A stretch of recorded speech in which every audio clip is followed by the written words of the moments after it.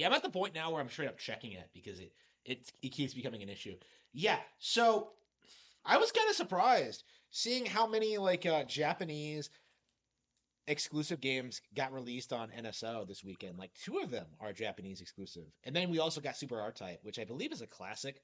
I think the original R Type is like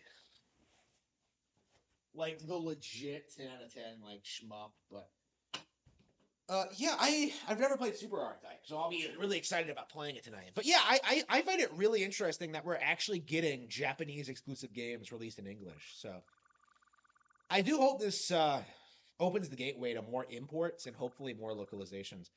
Like I think this has been fully localized, this Wrecking Crew game, and this wasn't even a Super Famicom game. I think. Okay, so this is the original Wrecking Crew. So this is the game where Spike from Super Mario. This is an NES game. Okay.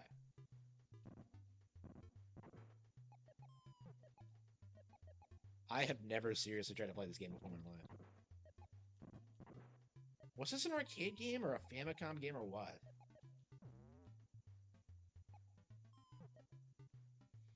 Like, I don't know exactly what I'm supposed to do.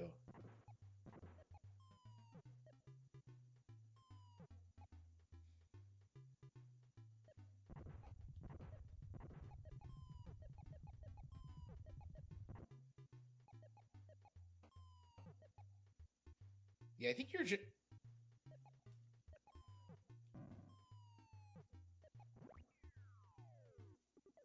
Okay. Mario Start. Yeah, I don't know anything about Wrecking Crew. One of the things that really shocked me about the Mario movie was that they threw in Spike, which is weird to me.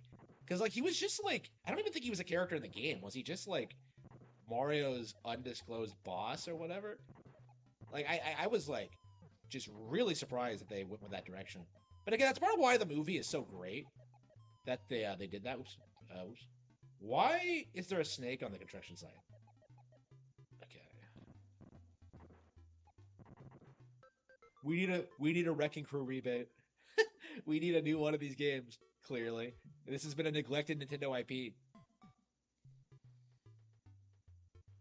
But again, stuff like this and Ice Climbers, and I suppose like the original Kid Icarus, like I don't think it's necessary for like every Nintendo game to have like endless sequels. Like that's something I've grown to really appreciate about Arms. Actually, is that like um that they haven't tried to milk it. They just put out a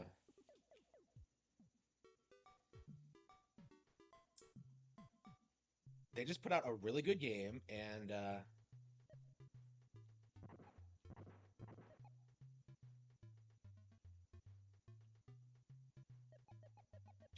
here we go. Okay, yeah, yeah, that was such a big thing for them back in the day.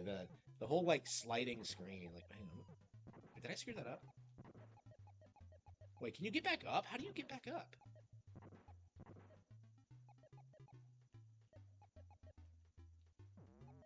Okay, yeah, doors.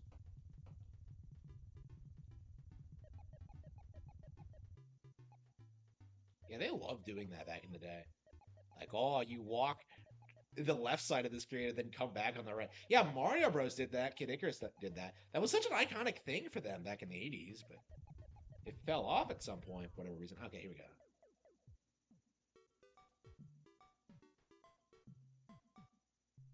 Okay, what is that purple thing? That looks kind of questionable.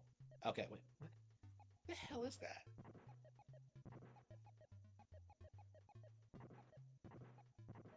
Okay. Yeah, I think what you're supposed to do is just fall on corner.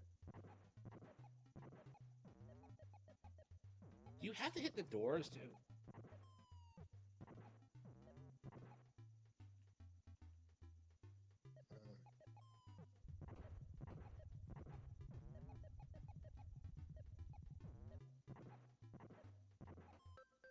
Got him. Yeah, I don't know. Like, I'm sure it was good for the time. This is probably one of the early black box Nintendo games. So, like, hmm. Yeah, I don't know anything about this game or its history, funnily enough.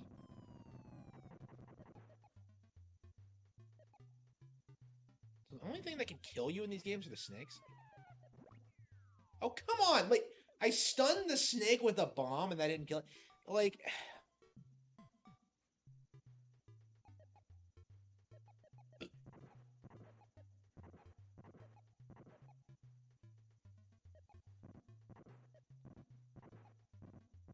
yeah, it's always weird playing these kind of Nintendo games you've never really experienced before.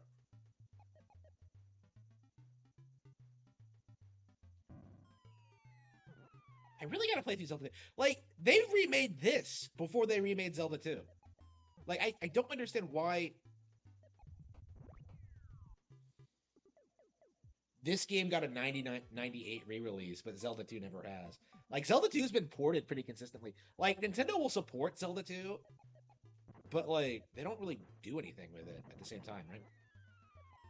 You gotta be kidding me. How are you supposed to deal with the snakes? I don't.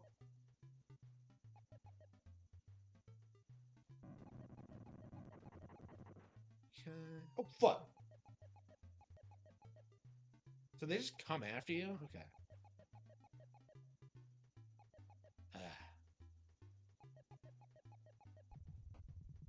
Yeah, when did this come out? Like, I'd imagine after Donkey Kong.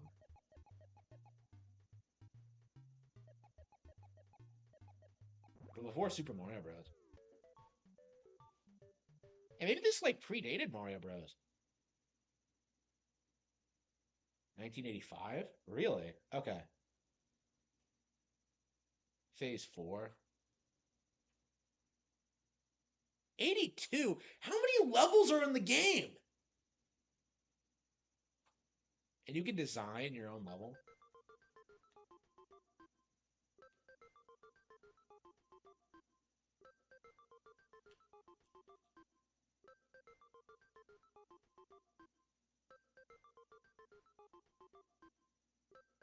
Wait, what? Huh?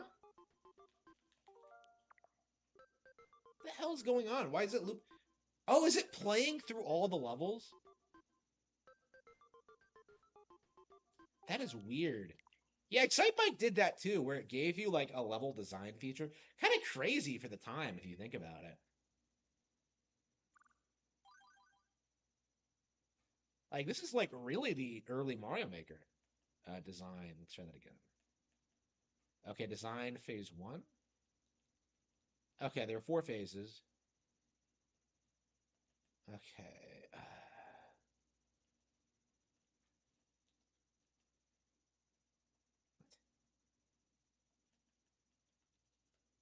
Okay.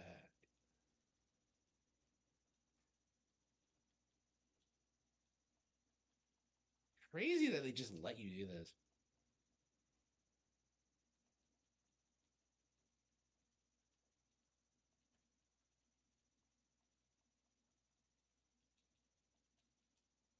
I guess we might as well try the 98 version and see what's different. Like the game isn't bad at all, but like the thing is with stuff like this, it's like it's more like a novelty than something you would seriously play today. You know what I mean? It's like it's too primitive by today's standards. Like the original Super Mario Bros. Is an all-time classic, but that okay, let's try the 98 version. So yeah, the interesting thing about this version is that this is not actually a Super Nintendo game. Let's look at it real quick. This action puzzler was released only in Japan via the Nintendo Power rewritable game system in 1998, and then again for the Super Famicom system proper. I don't know if that's like the satellite view or I don't know the Nintendo Power rewritable game system in 1998. Like I don't know what that is. I've never heard of it before. Nintendo Power, like the magazine. Like I'm just I don't know. Nintendo Power has such a strong history with Nintendo. It's weird to think we live in an era where it doesn't exist anymore. And like I don't even know where the term came from. Was it purely an American thing or did the Japanese have it as well? Okay, we're gonna do yeah, so was this localized? Yeah, it's a Sunsoft game. Yeah, Super Metroid is key now for sure. Oh, we need to play through it for the 30th anniversary. Maybe we should do that tonight. I got to where did I stop last time I played? So they didn't localize it. Okay, that's disappointing. Like, that's what I would want them to do, is just localize all these Super Famicom games. Like, just having all these goofy figures. Well, to be fair, I was, like, seriously considering switching over to, like, the Japanese. By the way, where is my import? I imported, like, Mamoru Bakaru, the noodle game from Goodfeel, and I haven't gotten it yet. I don't know if it got lost in the mail or what. I mean, to be fair, they said 25 days, and I don't think it's been quite that long yet, but... What the hell? So what is this? Okay, so it's a 3D fighting game?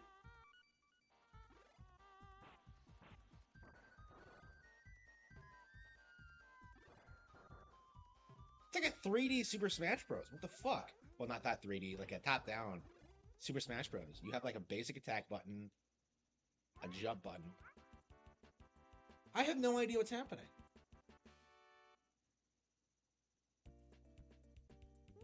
Yeah, that retard, like, RGT85 tried, like, shit-talking this update. Like, oh, these games are classics? And, like, I was just like, yeah, R-Type is a classic. And a lot of people seem to, like, be really into this as well. I know nothing about this. I have no idea what it is. Like, I'm a big Sunsoft fan in general. Like, they probably are, like... It's such a shame they fell off. But, like, well, I mean, I don't even know what happened to them these days. I guess they still exist, but... I mean, they made Blaster Master, right? Like, I think they're legit, like, they were a legitimately really good company back in the day. So... Yeah, I really like this, too. Okay.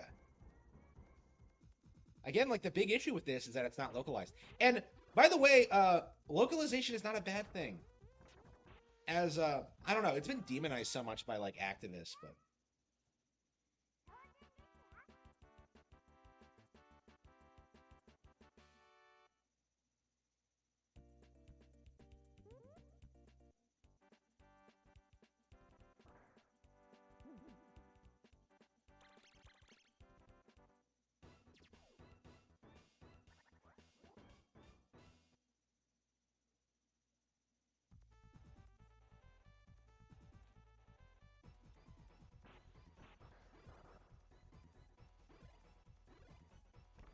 Yeah, this is a completely different kind of fighting game.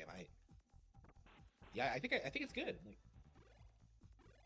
again, it's gonna have the same problem that like everyone else, every other fighting game has, is that it's just like, yeah, there's just no one to play it with. But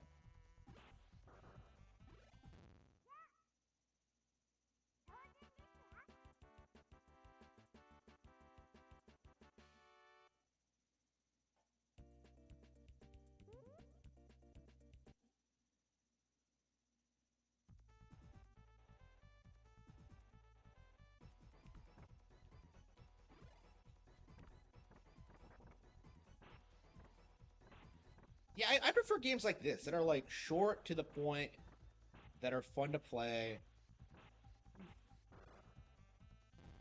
Uh,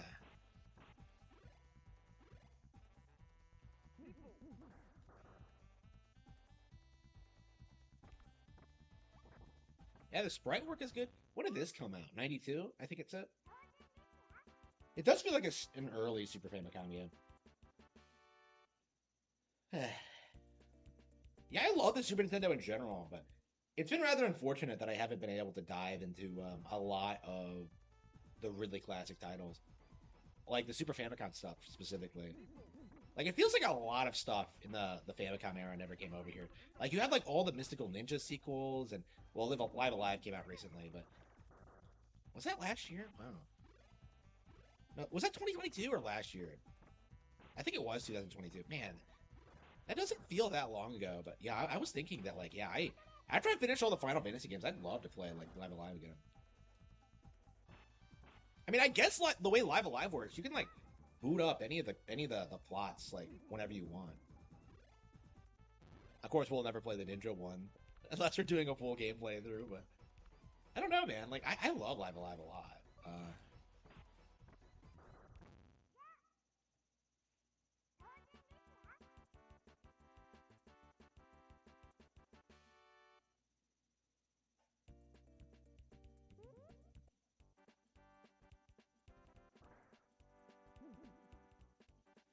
Yeah, Final Fantasy VI. Yeah, I've been on a bit of a I'm kind of burned out on all the NSO, like Super Nintendo games. So I've been like really getting into playing some of the stuff that isn't on there. So Final Fantasy VI is a really good example, and I think this is another one that I'm really enjoying. Here we go.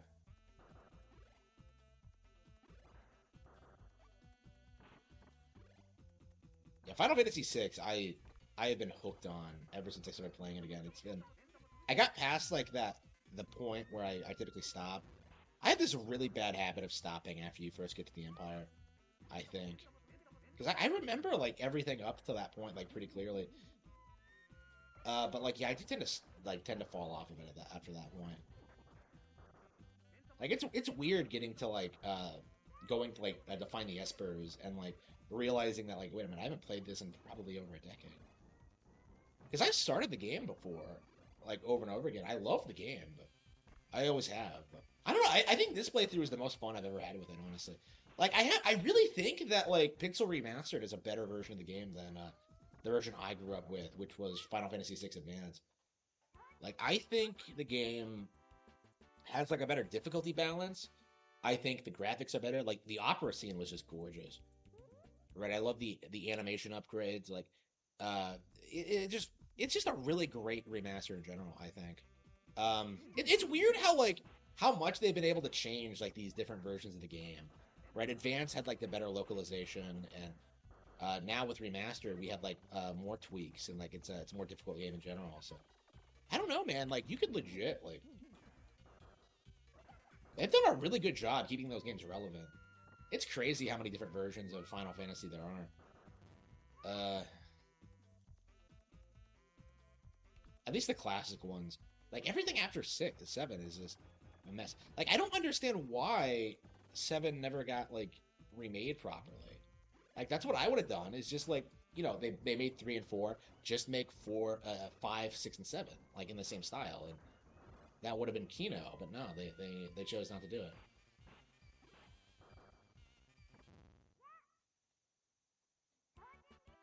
Yes, 6 is so good. It really is like a must-play game for like everybody. I think it's like one of those games everyone should play.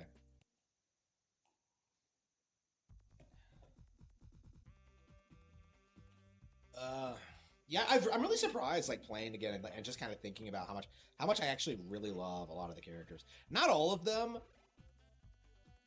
because I do think like there are like handful of members of the cast who don't really do anything, like Setzer and Gao. But like I really like most of the cast in general. Like Celish, I was thinking that like I traditionally always leaned more towards like Terra growing up, but I kind of realized with this playthrough how much I love Celis and like the Locke thing. I think I didn't used to like Locke that much growing up, but playing it again, I kind of find him a lot more endearing. Uh,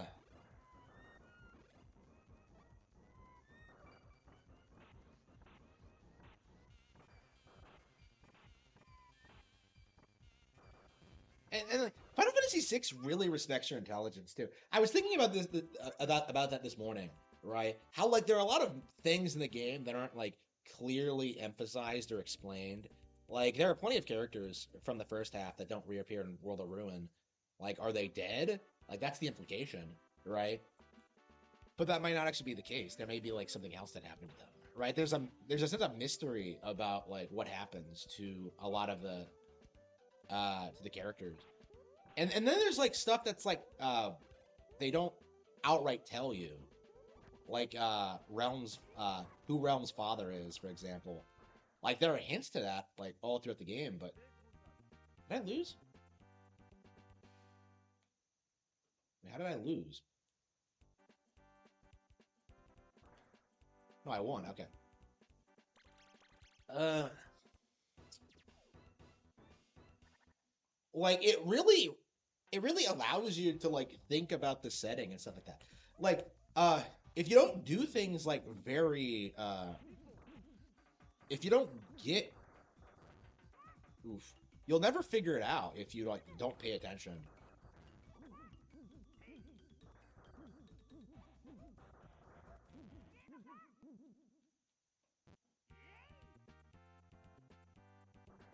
How did I lose my HP?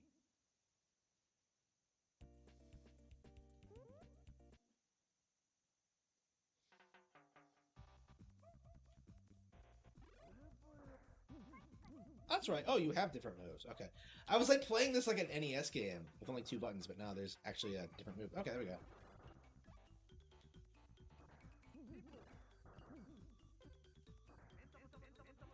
Okay, so I have a projectile attack as well. Okay.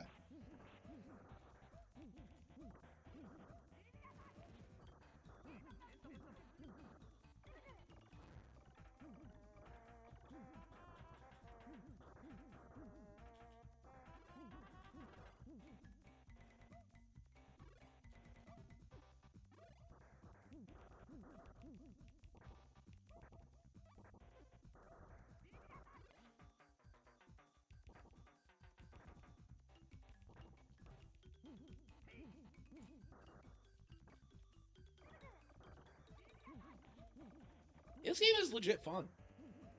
I might not have a ton of content though. We'll see. Yeah, RGT85 being exposing himself as a pleb once again. I mean, this shouldn't shock it. This shouldn't shock anybody, but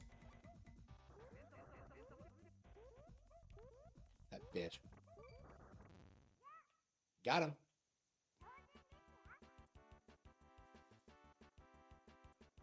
Yeah, replaying 6 has been like a wonderful experience. I didn't love the game when I first played it. And then I blasted through it in a weekend. So I guess I didn't have that. Like, it's weird how sometimes you don't necessarily understand how much you like something while you're first experiencing it. Uh,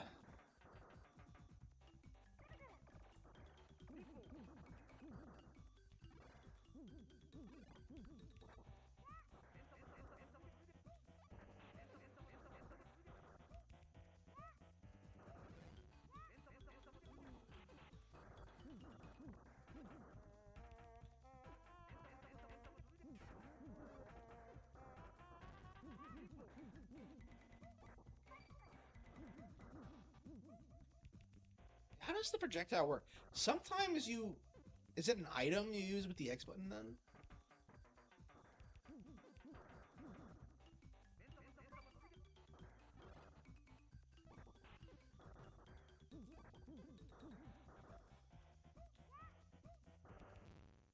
Got him.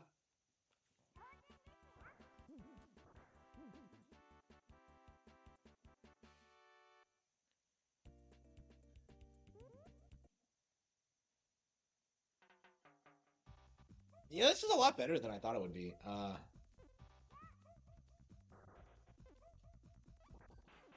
I'm gonna have to look into Sunsoft in general. I don't know what else they made. Or if they even still exist in any capacity. I guess they mustn't, but...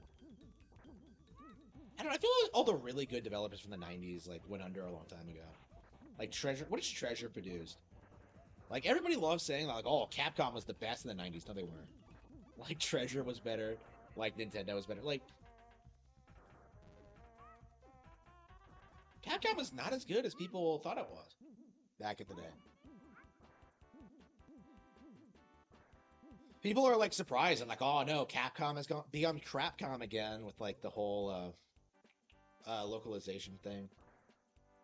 I don't know. I'm glad that people are finally starting to realize that like the localization teams are being enabled by like the actual companies. Because the narrative was for the longest time that localizers were doing things without the approval of like the Japanese side of things, but they are. So it's like okay. It feels like we're finally starting to understand that. But then like the issue is that like localization is necessary to a certain extent. And like the purists don't really like acknowledging that. So, oops. Like I'm fine with localization as long as it doesn't push like woke shit. It's kind of like my view on it. This game is a lot of fun. It's been a while since I played Congo Escaper. Maybe I should. Yeah. I played that game to death. Like all of these NSO games I played to death. I'm just like, oh, I want to play Congo Escaper. No. The original TKC? No.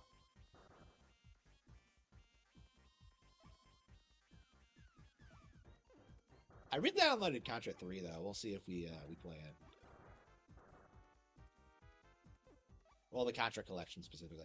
Yeah, after playing like Operation Galuga, I think we're gonna do a run through Contra 3. It's been It's weird how I love Contra 3, but I never really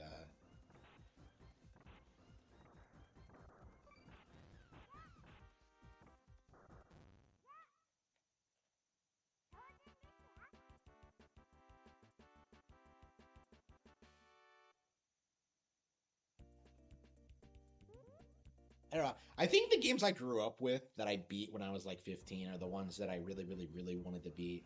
And now as an adult, I just don't really feel the motivation to do it. You know, like Xenoblade Chronicles X. Like I beat the original Xenoblade Chronicles out of like sheer spite, but like X, I don't think I'll ever like play it again. Especially now that the servers are down. Like every time I pop it in, I'm just like, ugh, really? Like there are just so many other RPGs I'd rather play, honestly. And like honestly, like it's getting more than that, where I'm just reaching the point where I just don't want to play games. Period. Like I spent like my early morning today like riding my bike. Right, I rode my bike into town and just hung out for a bit.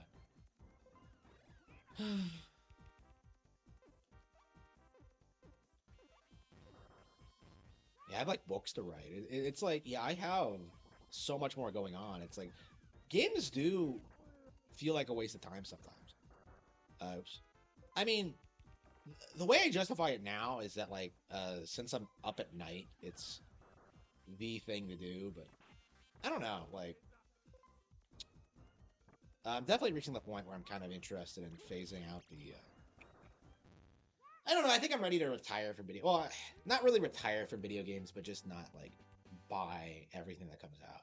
And that has been something I've been doing for a long time. But I don't know. I'm curious how that's gonna look. Um,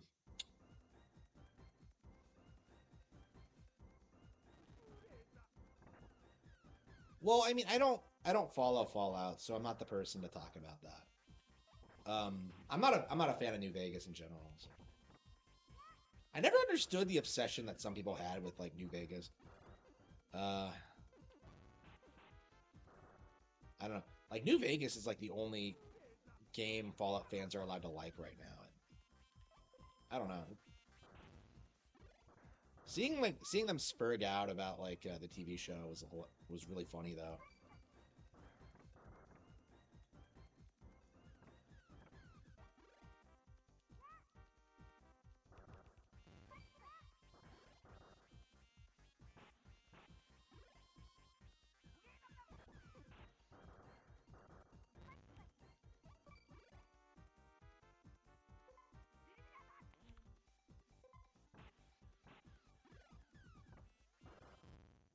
Got him.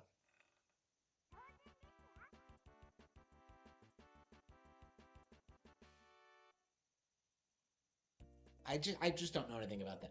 Like for me, I want to like just focus on the things I care about. Honestly,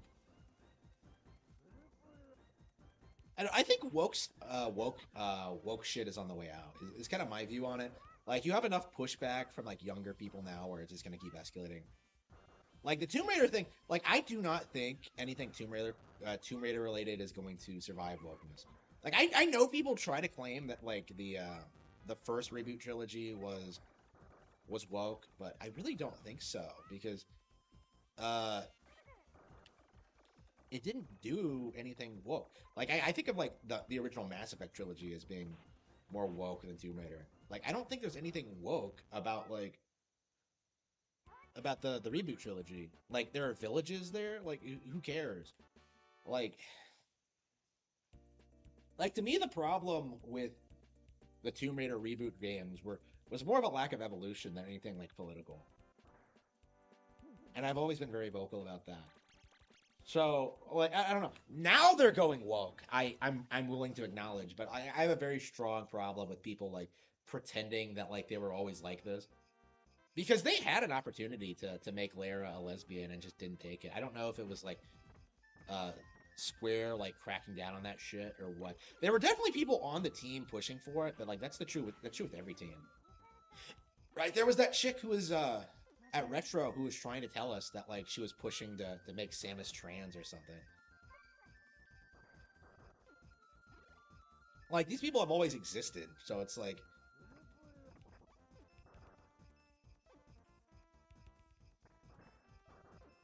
I don't know. Like, it's gonna be really difficult to make like Nintendo properties woke. I think, like, purely because like they're so gameplay focused. Like right now, like when it comes to like Japanese games, like the woke elements are coming like purely from the localizations, right? So like if you don't have a lot of content to localize, like there's not really much you can do.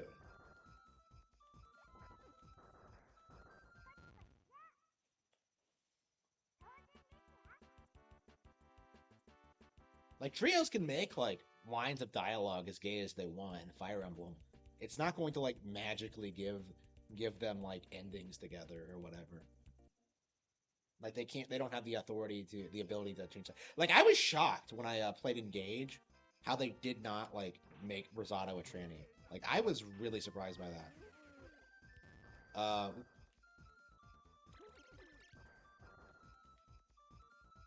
like it's interesting. Like it seems like they're able to get away with certain things, but then like other things, like they'll get cracked down on for. So, hmm. I'm really curious, like what the actual rule set is. And I think like if recent events is any indication, like the whole they them shit is going to like collapse in the next 5 years. Like everybody hates it. It makes no sense. Uh,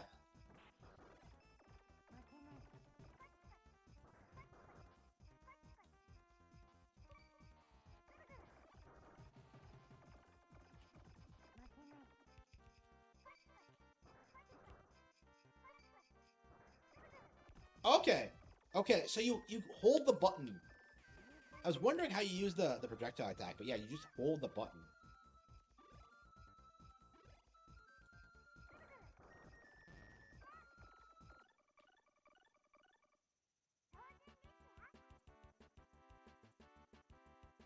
Yeah, Fallout's pretty boring in general. Yeah. Whew.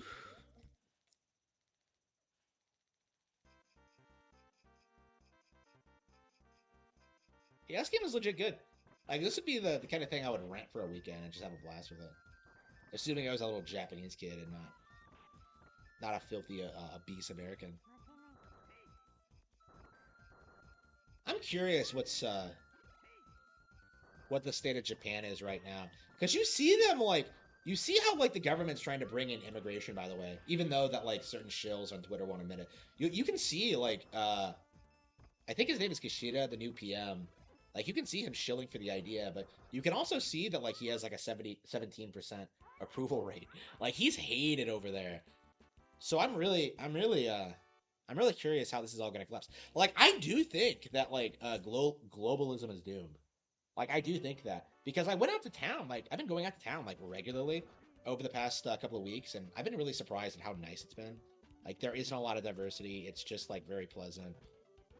Everyone's nice to me. Well, I mean, you have like druggies and shit like that, like working fast food place, like restaurants and stuff like that. But like that's easily avoidable. Just go to more upscale places. Uh, but yeah, generally, I was kind of surprised at how nice it is because all you ever hear from like the poll audience is how like what happened. All you ever hear is about how like everything is doomed, right? Like, but that doesn't seem to be the case at all. Like, it really doesn't feel that way to me. I do think that like in like the multicultural society, like what's gonna happen is that like all the cultures are just gonna self segregate. Like that's kind of what I think we're seeing now. Like I used to love Asian women growing up, but lately I've just been distancing myself from them. Oops. It's like yeah, it's gonna be like it's gonna be similar to that. I think like people are going to see value in their own people and stick with them. Like we go.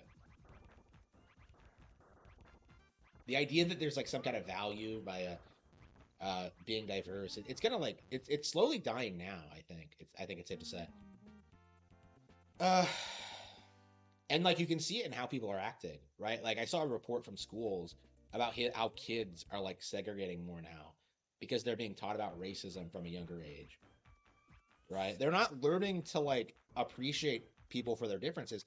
They're realizing that the differences are real and they have to acknowledge them. Oops.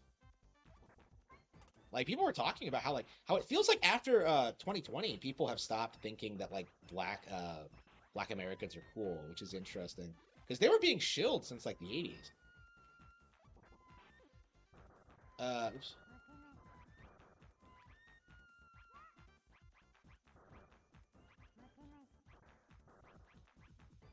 I don't know. Like I'm seeing more and more like open anti-gay sentiments. It's yeah, it does feel like the experiment has kind of collapsed among itself.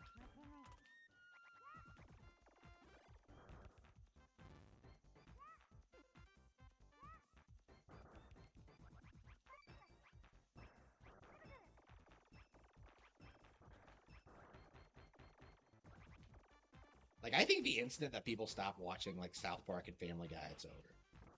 Because those have been like the major propaganda tools for like the youth for generations. I think the establishment really underestimates how important it was for kids to repeating like woke talking points from Family Guy because they weren't learning it in schools because those people didn't go to school. Like they were learning it from TV, and if people aren't watching TV, like I do think that's the main reason why is because like when you have more of a choice of what to watch, you're going to naturally gravitate to the shit that's like better and more represents your values. Like Cobra Kai, it's not perfect. It's not like straight up anti woke, but like there's no denying it's like it leans way more into like anti woke sentiments than I think most other shows out there, and I think for that reason, it's it's slowly things like it are just slowly influencing the culture. I mean, I myself am producing more stuff in that style. Oops.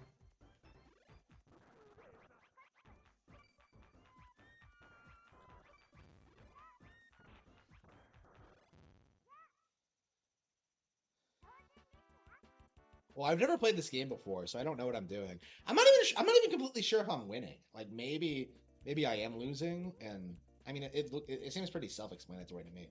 I hate the fact I can't read this. Like I talk all this shit about like switching over to Japanese games if Treehouse like starts acting up, but yeah, I can't read shit.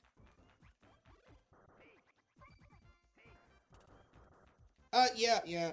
Hmm. I don't think Trump needs to win, honestly. Like I've been saying this since 2020. It feels like it doesn't matter what happens next. Because the problem is cultural. It's not really a problem with the government. Like when I think of the people who really fucked me over growing up, like I don't think of like the federal government. I think of like the schools. I think of like my parents. Well, my parents specifically, but like yeah, I think of like like the problems were way lower than what people like make them out to be. Because they always like to say like, "Oh, I'm the oppressed class. I'm the one getting fucked over," but in reality, they're the ones like fucking over me, like the real oppressed class, right? Well, I mean, oppressed at the time. Like I wasn't like I'm not oppressed anymore, but my parents did try to fuck me over today. Well, yesterday, but it's like, yeah, that shit doesn't work anymore. Like it's like when they tell you stupid shit like, "Oh, you should buy a new car instead of investing." Like you don't take that shit seriously. It's fucking stupid. Especially since you are doing both. Like it's like, come the fuck on.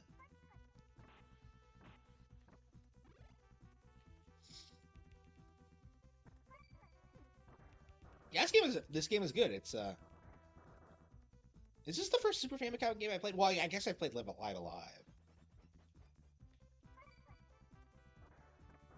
and I love this era of video games.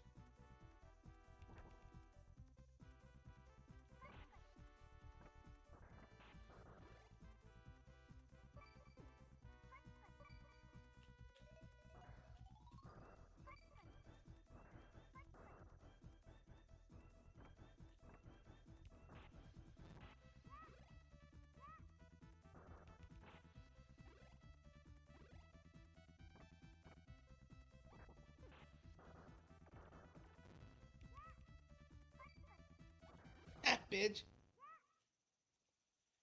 And that is satisfying whenever you pull off a win. Yeah. Yeah, we need more like fighting games like this. Like I was thinking, if I produced a fighting game franchise, that's what I would do. Is just have it be like I thought something like this, like a 3D like battle royale style thing. Yeah, it is good.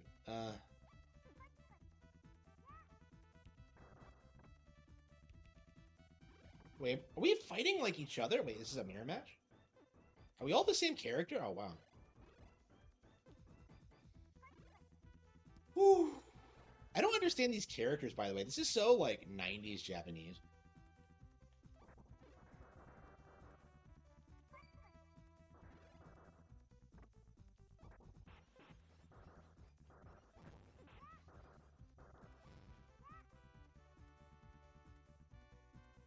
Localization.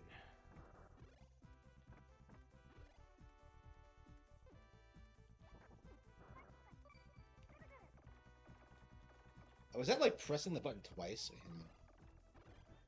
How do you do the spin thing? I don't understand. I can never replicate it.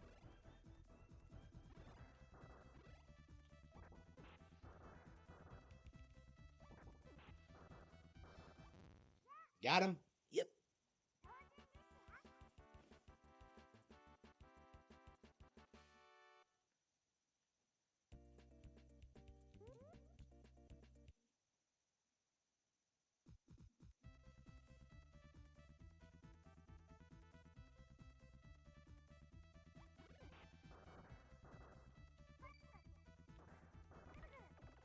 So yeah, I think we're gonna play R type after this.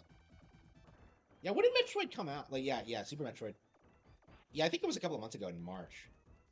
I think it was like March 24th or something. For the 30th anniversary of Super Metroid, and I didn't get a playthrough. I think I booted it up and played it, but I don't know. It's typical. It's typical Metroid. It's typical for me now to just like never finish a Super Met. Like again, like hmm, I don't know. I played that game to death. I think I am ready to take a break from it. Same with like Luigi's Mansion. Like if it wasn't for like the port of Dark Moon coming out, I probably wouldn't be playing it now. But I don't know. I think I want to like play RPGs primarily. That's what I've been really into. Like Tales of Arise, Trails of Cold Steel 3, Dragon Quest Monsters. I started playing Dragon Quest Monsters again. I wasn't expecting to ever do it, but I started playing it again. Yeah, I think I'm a big fan of Dragon Quest Monsters now, and it really sucks because I hated the Dark Prince. It's really weird because this is like one of the the Dark Prince is 100% like the game I've played the most this year, but I cannot stand it. Like I hate that game. It's so shit. Like objectively, it's so shit from like a storytelling perspective. But like the gameplay grind is so addicting that you just can't stop playing. It's really weird.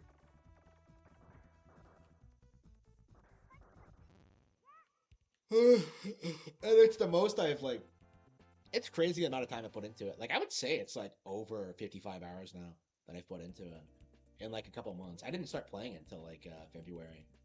No, January. Yeah. I played it all throughout January and then finished it in February. And now I came back to it to do post game stuff. I think it was.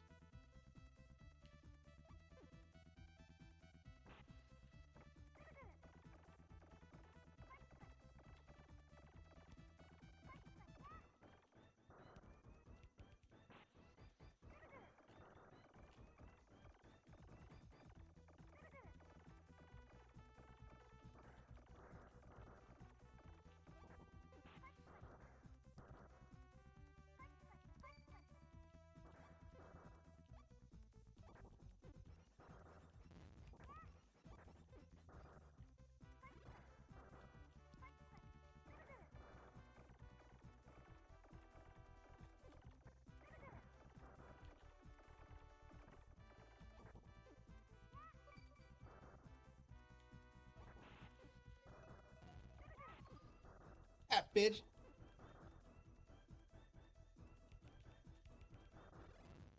Got him. Persona? No, not really. I don't think I like Atlas RPGs in general. Like, I find them too stiff and just uninspired usually. Like, they just come off as generic. I was not happy with. This is the most Japanese thing ever. Holy shit. Wow.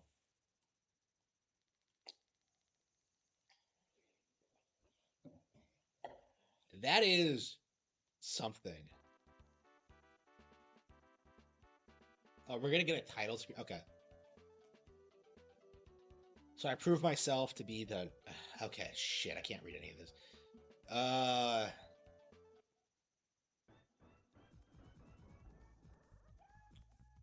That was the shortest like character ending I've ever seen. Like 1994, really? Wow.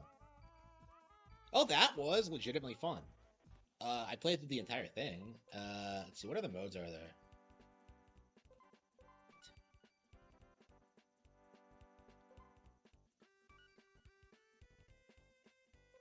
Okay, so you can select your stage. Yeah, I know. I can't. Like, I'm not sure how I'll be able to play this game without being able to read. Because can Chat GDP like translate? Hang on, let me see if I can improvise here. Maybe Chat GPT can do it for me. Let me ask it.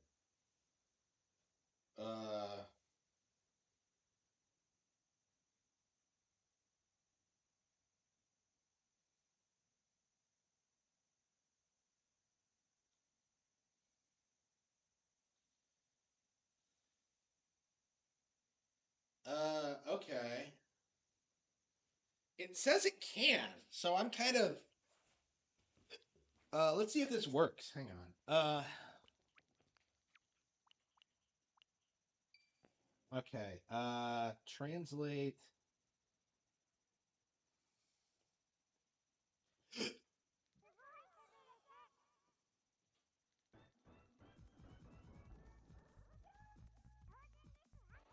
Okay, I guess we'll at least learn the title of the game, so I know what I'm talking about.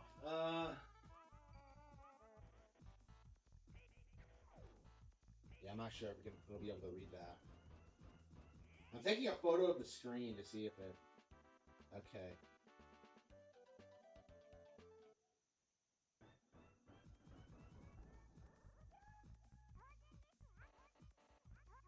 The image shows Japanese text that reads da da da da, which translates to incredible drunk or amazing drunkenness. The word hibariki is a colloquial and somewhat playful term in Japanese that refers to being very drunk. It appears to be the title of a video game, considering the context provided by the screen. 1991, 1991, it says 4, you idiot. Sunsoft indicates the year and the company associated with the game. Okay, like I think hibariki is correct. So that's pretty cool. Like yeah, I can have my ChatGPT translate stuff like that. Okay, that's interesting. I guess I can translate the menus. Let's see. Yeah, one thing phone cameras need is like a zoom in feature because like I want to take pictures, but I never can get. Okay, translate this.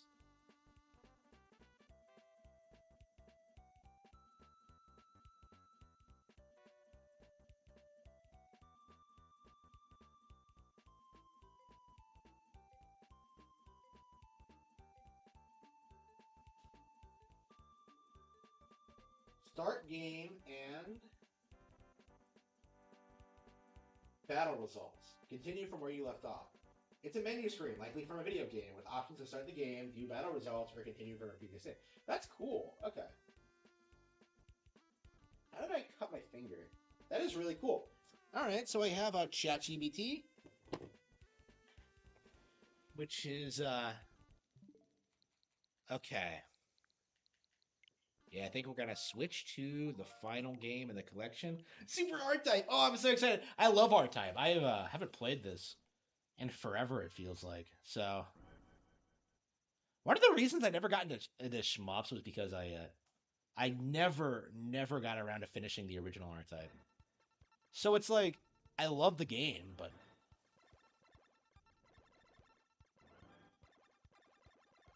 yeah, I'd say R Type is probably my personal favorite shmup franchise.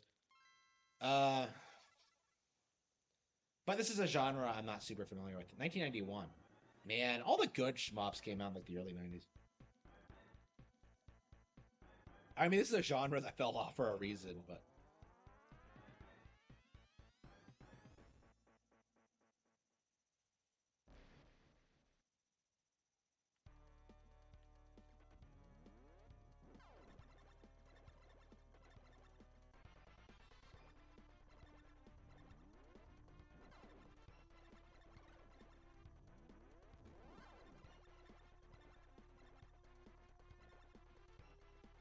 playing on easy. Okay.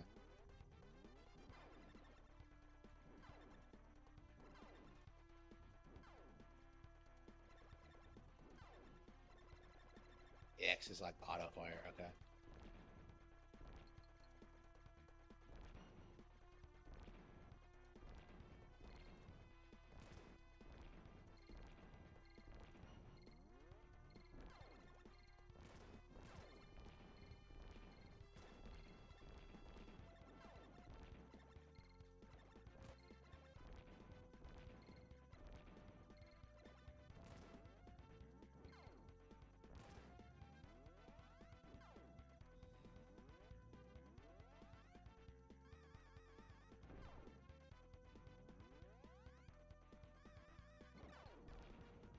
Yeah, I remember the for I think the TurboGrafx 16 one's better. I think this game has a reputation for not being as good as that one.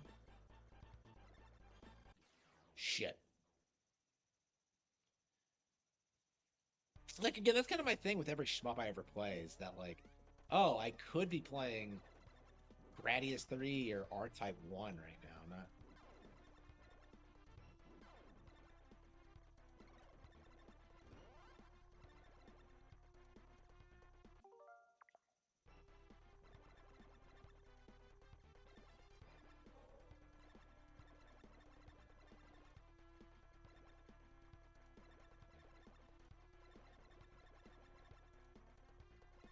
I really resent the fact that I never got into the genre growing up. It feels like it's the most hardcore of hardcore things, and I just don't have any experience with it. It's just not my thing. I mean, for a long time, that was the same thing with like action games too. But now I've played through pretty much all of them, all the good ones anyway. Uh, I need to play God Hand again though, for sure. I don't know. It's. Hmm.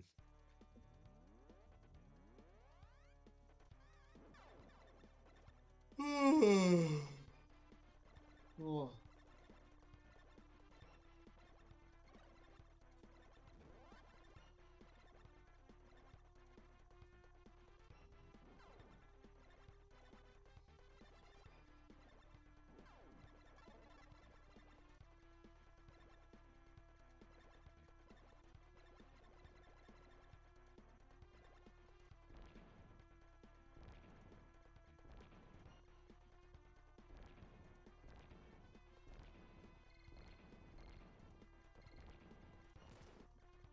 Yeah, I beat it. Yeah, yeah. Penny's Big Breakaway was Kino. That game was great. One of the best of the year so far for sure. I loved Penny's Big Breakaway. Uh, yeah, in general, it seems like the big thing this year seems to be smaller games because, yeah, like I would say like 3 out of the 5 best games I played this year are indie games. Penny's Big Breakaway, Freedom Planet 2, and what was the third one?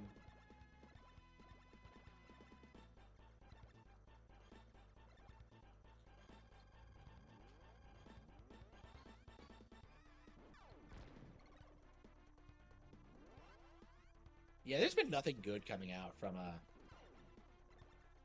the third parties. I think I never understood this. You have like 2 separate ships. Oops.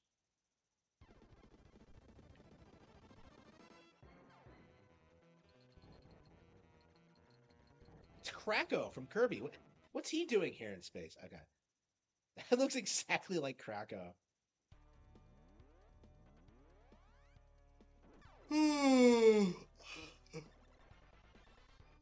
Well, I mean, the secret to winning shmups is just to play them over and over again until you just have everything memorized. And I just never do that. Like I just don't get invested enough usually.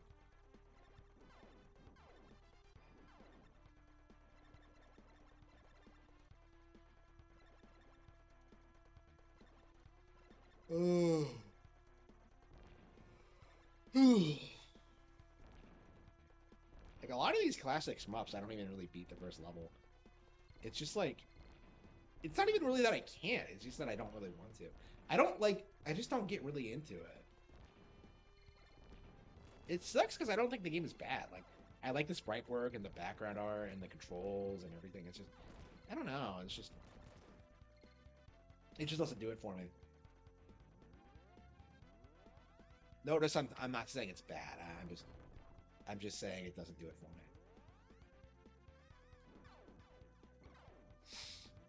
Oh. Hmm. Ooh.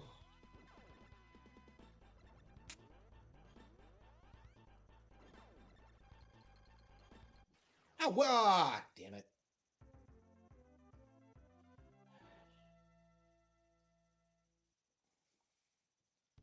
That is embarrassing.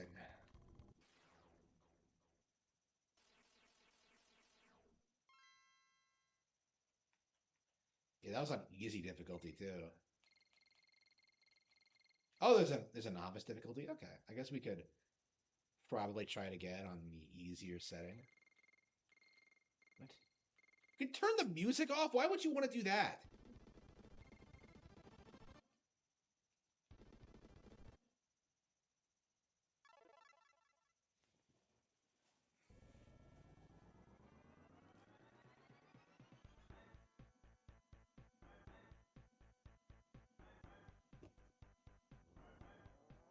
Okay.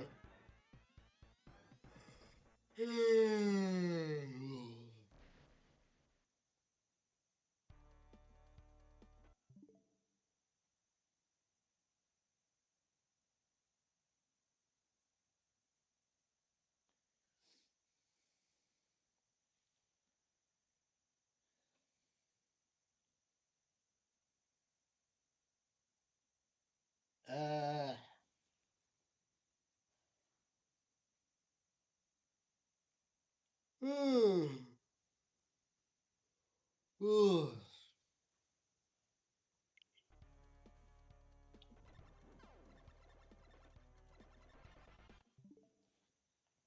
Let's see.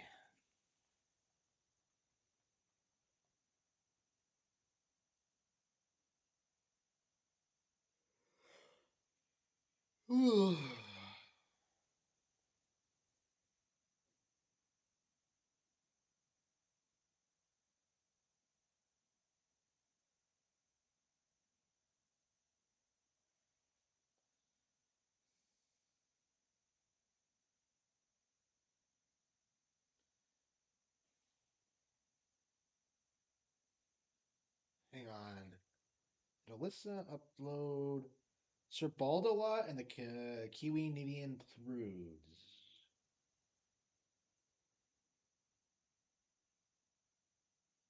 Who's Buyu?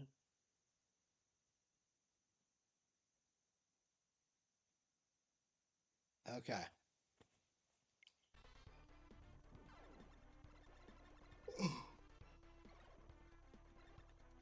Apparently Null did a Ricada segment and I haven't seen it yet, so I don't know where the Mad at the Internet stream is. Is it on YouTube? I guess I could probably look it up, but I'll probably wait for Alyssa to clip it.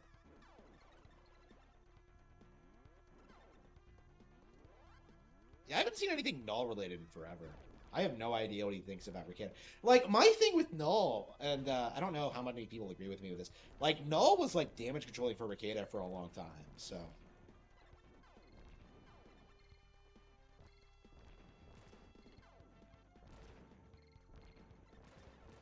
I don't know, I really like the idea of just, like, having this guy just kind of sit there and just...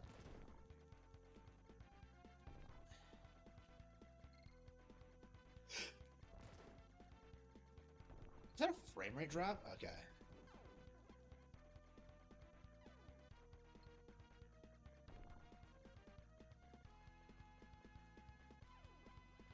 Oh no, I guess the Super Nintendo wasn't powerful enough to run this thing.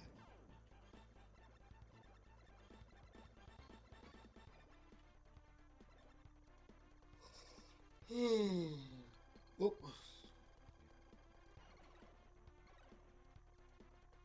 God damn it, what the hell?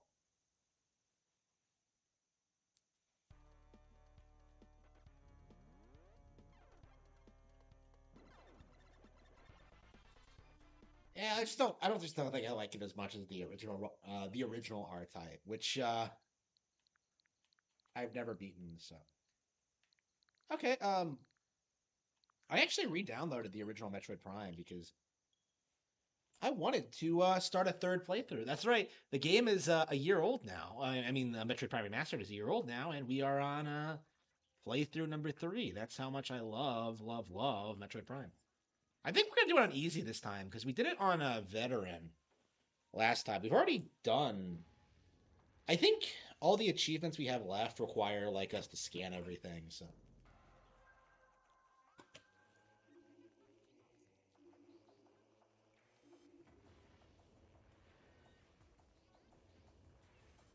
yeah, I saw some retard on X try to claim that like Metroid Prime is easy and that Halo and Legendary is like the game that real gamers played back in the day. It's weird to me that people like that still exist. I always hated the I beat Halo and Legendary thing. That's just like you're not hardcore. Fuck off. Try beating Super R Type on Novice. Like I legit imagine that like beating R Type on like the lowest difficulty is harder than like beating the hardest Halo on the highest difficulty. I I've always had a lot of contempt for people who pretended Halo was like some super hardcore franchise. I hated that shit. I beat it on Legendary. Nobody cares. And like you were probably doing it in co-op too. That's my thing. Like, I mean, how'd you not die of boredom? Yeah. So this is my third time through Metroid Prime Remastered. It's weird because I did not like this game growing up all that much. Like it was just okay. But like coming back to it as an adult, you really after you're burned out on Super Metroid, I think. Uh I've really come around to it as being like one of the all-time greats. It's just really, really, really good.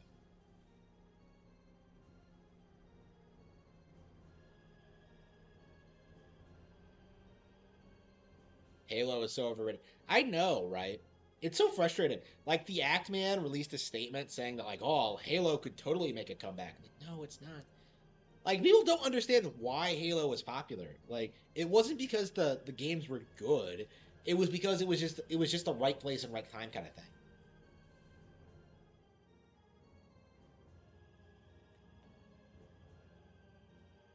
Like I don't think Halo was better than GoldenEye. Like I don't. But like Halo was came out in a time where technology was still advancing and that games were looking better and getting like more innovative control schemes and I don't know. Like back in the day, people used to compare this and Halo all the time and they're really not that similar.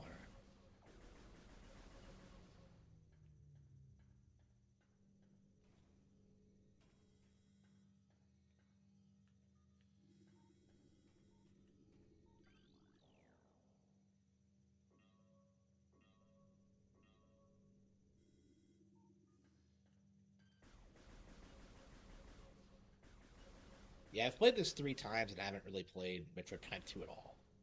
Like it's so frustrating. I mean, to be fair, I haven't played this to death yet either. So there's a reason I'm doing this. It's just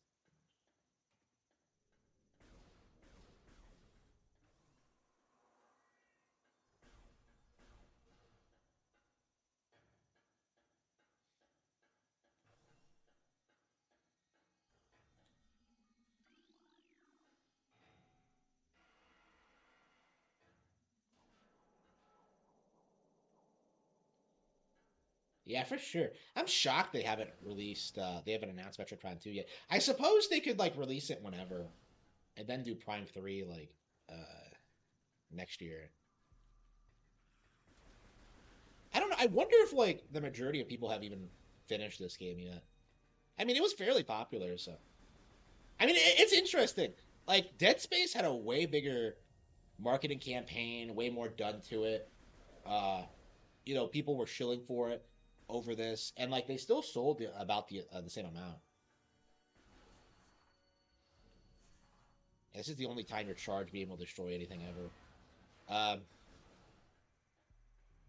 But yeah, like Metroid Prime 2 was really successful right out of the. Like Metroid Prime Remastered was did really really well in spite of all that. In general, I think people really underestimate how good these ports are going to do, because people don't realize that like the Thousand Year Door hasn't been re-released since like the GameCube, right? It's one of like the most popular Nintendo games of all time, and yet it's not all that.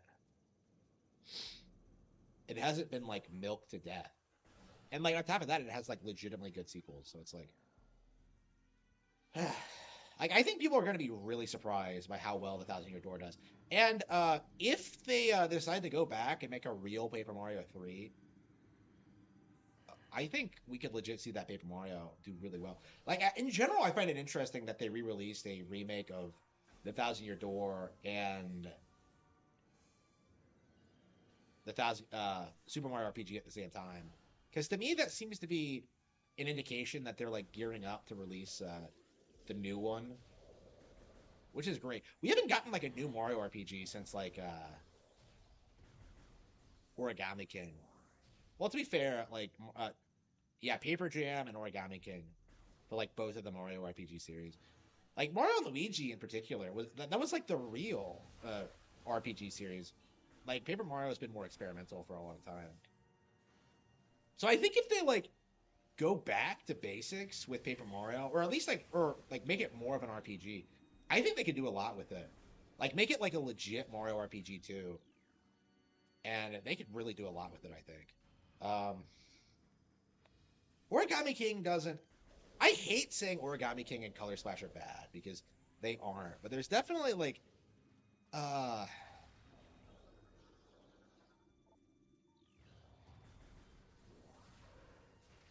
I don't think they'll be remembered as fondly as the Thousand Year Door has. Like Super Paper Mario isn't remembered all that fondly. So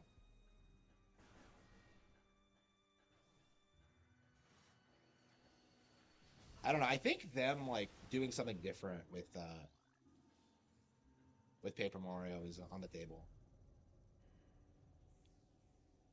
Metroid Dread.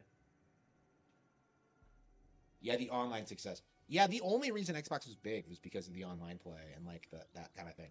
Like PS2 was big because of the unique player. Like I have a lot more respect for the history of Xbox than I do for the PS2 because Xbox actually introduced online play. Like it had like cool ideas, you know, Ninja Gaiden Black, Dead or Alive. Like there was like I would have been a way bigger fan of Xbox if I had like grown up with that instead of a PS2. Uh,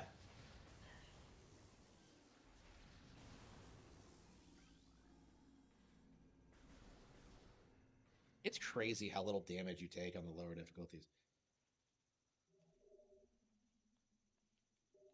Oh, really? Yeah.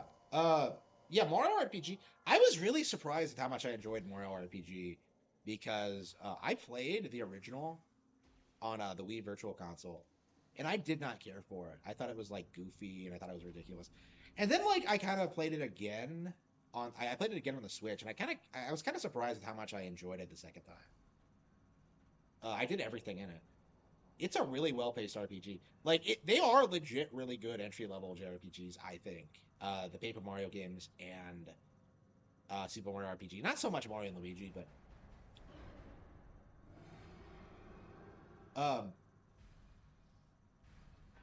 like they're really good at what they are. So yeah, if you're interested, definitely check them out.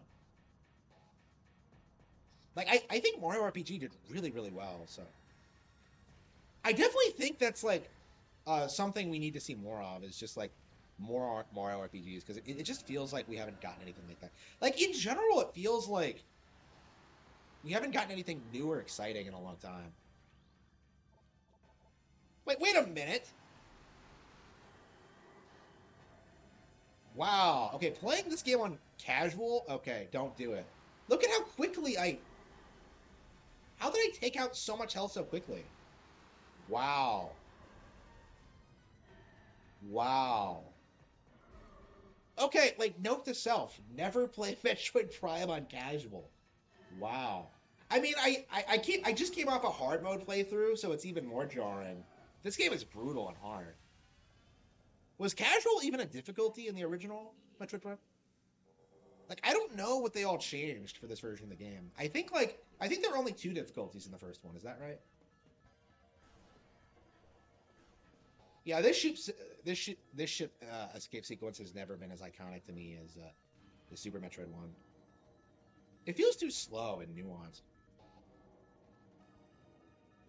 Like in general, that was definitely something that like bugged me about Metroid Prime is how much like of its beats tended to resemble Super Metroid.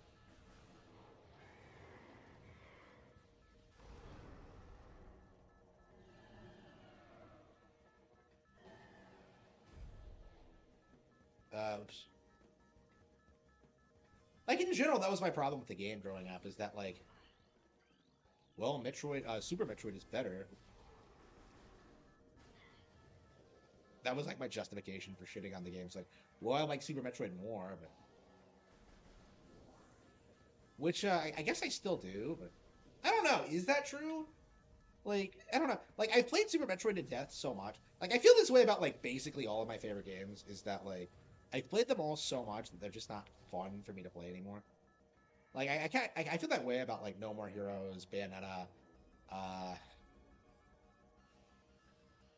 quite a few of them. What the hell? Yeah.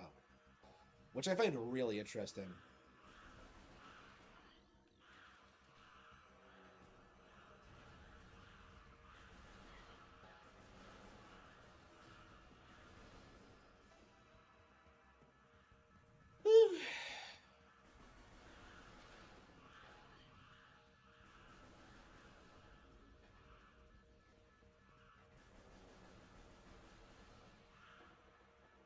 Did they remove the moving platforms in casual? Don't tell me they did.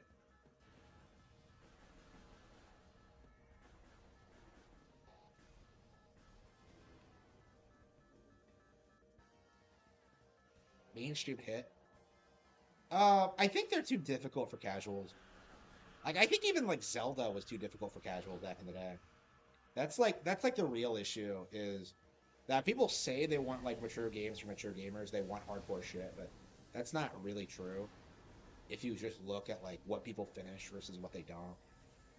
Like Resident Evil is an interesting example because uh people say they love those games, but most people don't beat them. Like the appeal is like feeling like you're completely lost in this environment, and like people just eventually just stop playing. Like I've done that several times, so I know it's true. But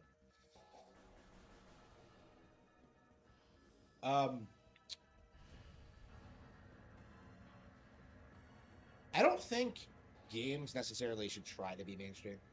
I think they should just try to appeal to their audience. And Metroid's done that like extraordinarily well over the decades.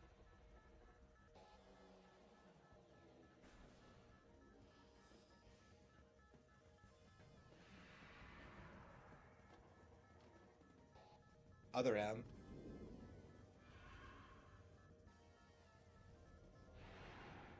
Metroid Other M2.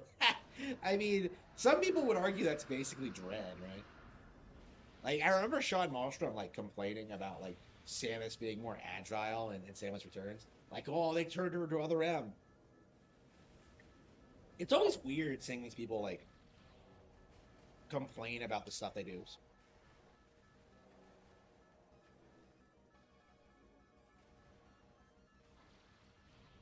Hello.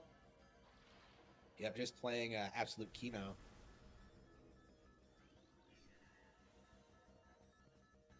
So get this, like I've seen YouTubers complain about this, and I can't say I disagree. So to justify you losing your power-ups in this game, they have you get hit by an explosion, and that somehow disables all your stuff. Yeah, Varia Sumasa. Like, how does that even work?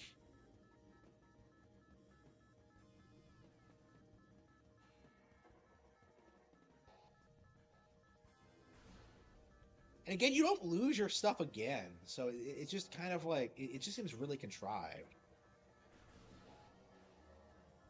I mean, that's always been like kind of the joke with Metroid games is that like, oh, Samus loses her powers for the next one, but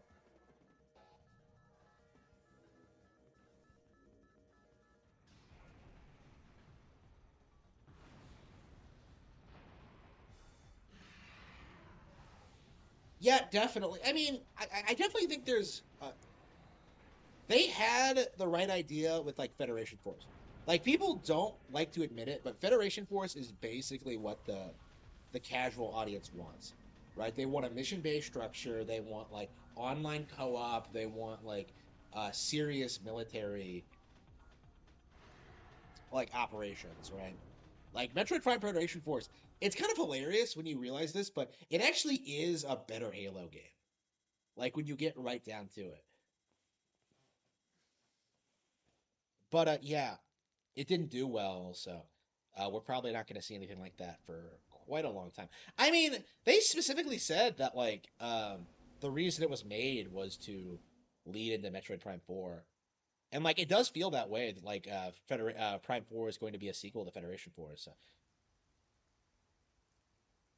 I think a lot of people are going to be really put off by how much of Prime 4 is derived from Federation Force. Like it's going to lead right into the plot is going to come right off of Federation Force. They're going to be major characters in the game. Like people don't really want to accept that. I'm curious if like they just remade the game with more like realistic graphics, how people would react to it. But like if it was the exact same thing on a console, uh, with more realistic graphics, people would have eaten that shit up. Is kind of my view on it.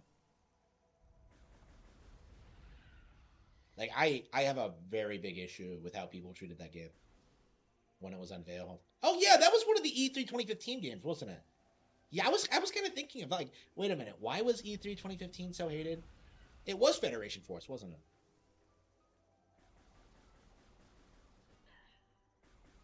No, was it? Or was that 2014? Yeah, I resent the fact that people still complain about E3 2015 because that year was a banger.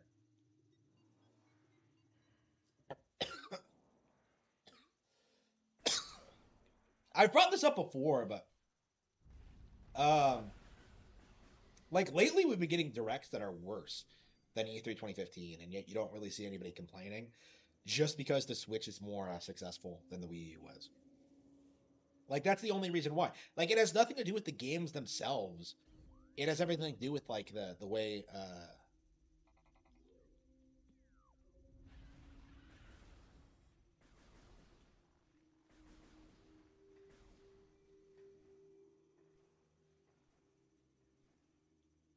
Who says that? I've never heard anyone say that. Like hmm. I don't know enough about the Jet Force Gemini to say. I really need to play more of it. I really enjoyed it when I played, but like in general, people should have appreciated Jet Force Gemini more when it was an actual thing. Because I feel like when it came out, nobody cared about it. It's like one of those games. Like it's like what Arms is today. Like it came out well when the Switch launch window. Not so much now, but when Arms first came out, like people were just screaming about how it was irrelevant and how it bombed and stuff like that. Which is like observably not true, but like they couldn't let Arms be successful. Is kind of like the thing. Oh, considering like every other major fighting IP is falling off, Arms might be in a good position to make a comeback like in the next couple of years. That might be a really cool thing to see. I mean, like Mario Kart 8 got DLC out of nowhere, so yeah, we should play Mario. We should play some Xenoblade Chronicles 3 tonight. I said I was gonna do it, but and I hate the fact that like every time I want to play Xenoblade Chronicles 3, I'm just like, wait a minute, but I still haven't finished 2. It's like I kind of hate 2, honestly. So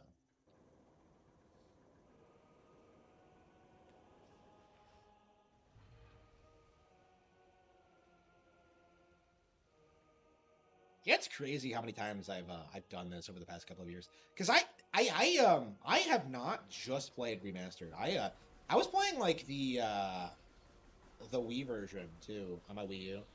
So I've done this like segment a couple of times.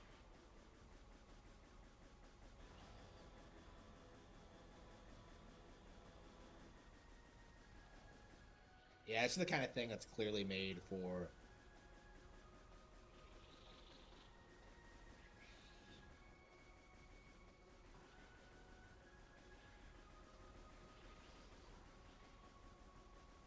This is made for game controls for sure. Yeah, not my favorite boss.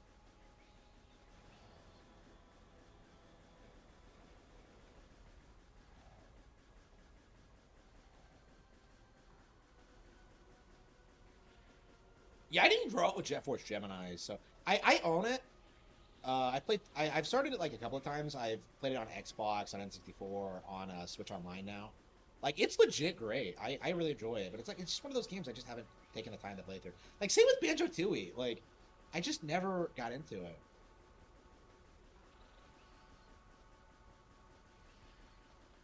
Yeah, honestly, it's weird. I think Banjo Tooie is weirdly underappreciated now, just because it's not seen as being as good as Kazooie, and I think that's kind of unfair, honestly.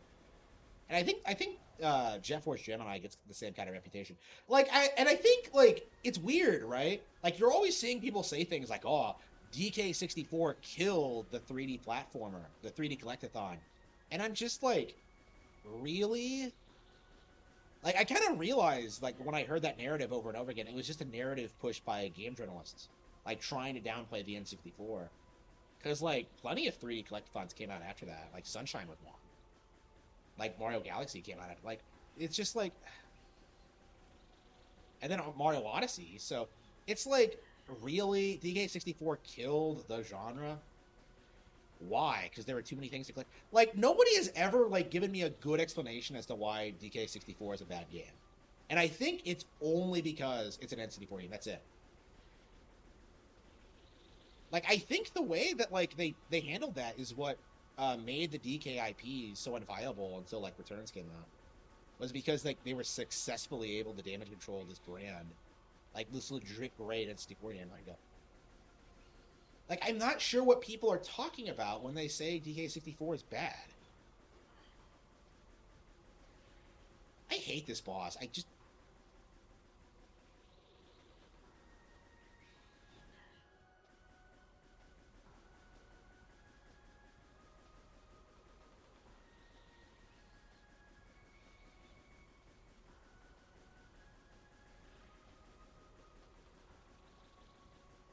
yeah, the way you're supposed to do it is that like in the original, your aim is like steady at a level,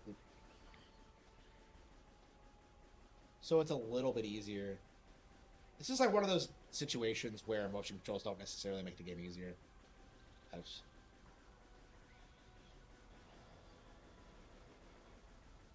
You gotta be kidding me. Oh, did we get it? Okay, we got it. Yeah, Banjo Tooie is such a weird game. Uh, like it really feels nothing like the original in a lot of ways. Like I was playing it like a while back on Xbox, and I was like really determined to get through it. And I never really did it.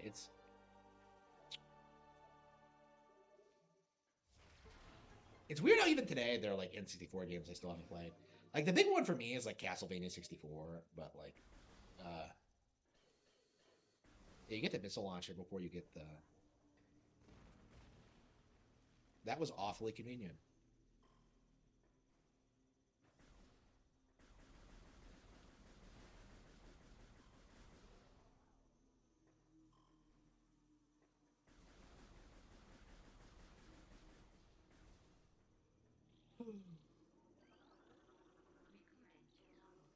Oh, that's right. I haven't been scanning everything. Shit. I think your logbook scans carry over into new playthroughs.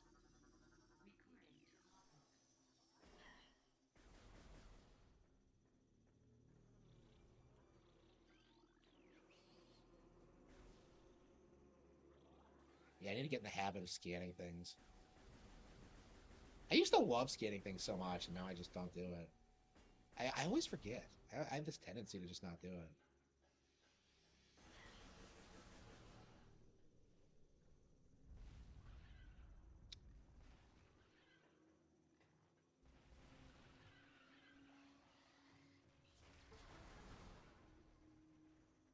Yeah, do you just explore the Chozo ruins until you get through it? Yeah, playing this game on easy really takes all the fun out of it, I think.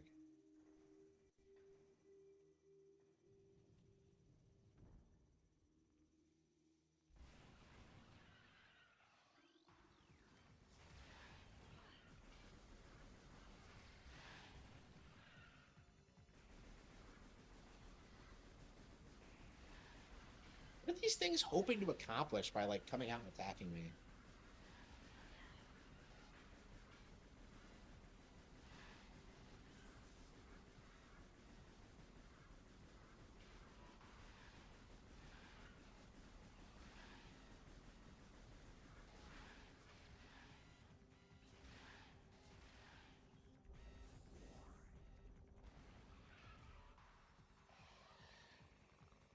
Yeah, like Castlevania 64 is interesting because like it is the game I think that like a lot of people um I grew up being told how it was like the worst thing ever, right?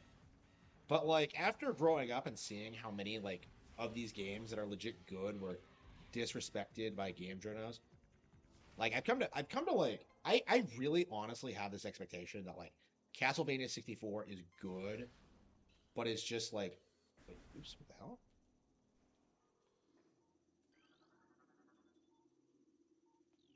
Yeah, I think you got to bomb it. Okay.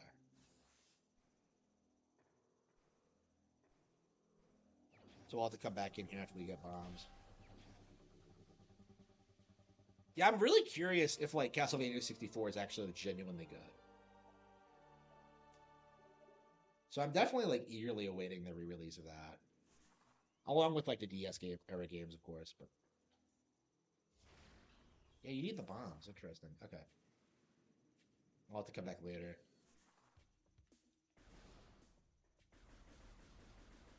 Yeah, I'm trying to have like the missile locations memorized. So I have a fair few of the shows that ruins ones. Should we go back or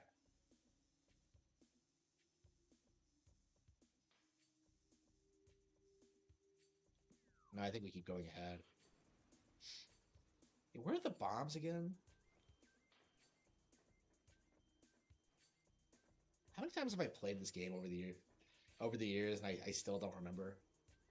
I mean, I know where everything is in Super, so it's kind of odd.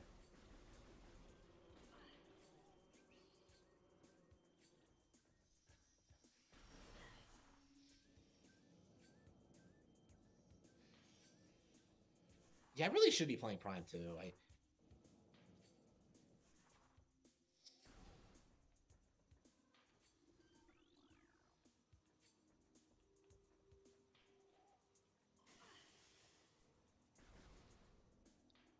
yeah, I think it's the Charge Beam next.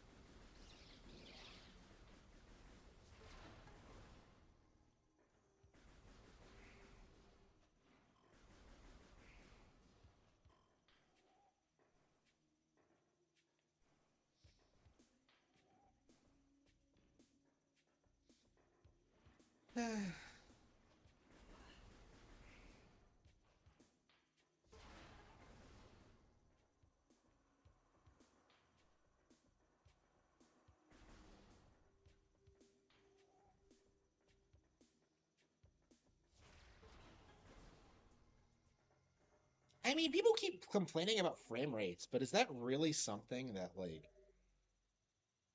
makes you not like a game? It's just I think that just to me that just seems fake. Okay,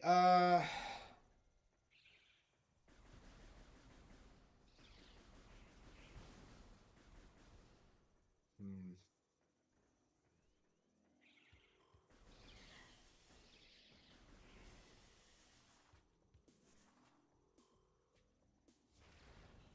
Okay, cool. Yeah, I knew it was here, but I was just like, wait, do I need bombs for this one too? But no.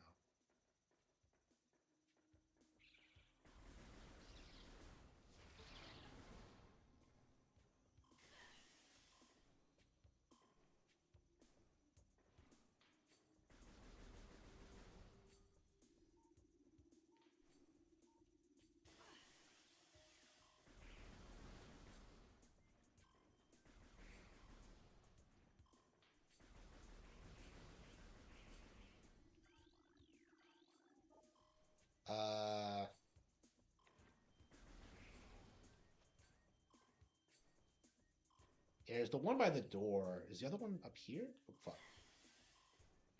I hate not having the space jump. It just pisses me off. I always hated how like the double jump is the space jump in this game because like the real space jump lets you jump indefinitely, but this one just double jumps. Like, come on, bro.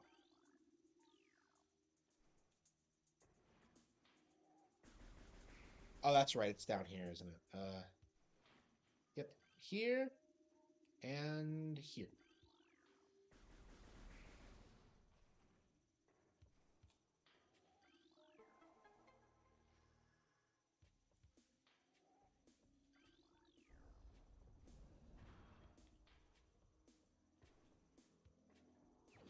I think that's a charge beam bag.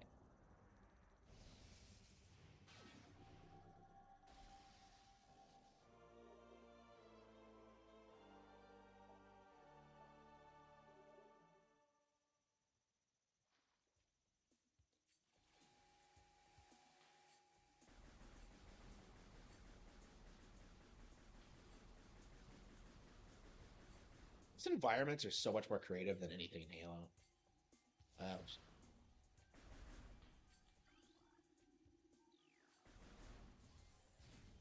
Come on.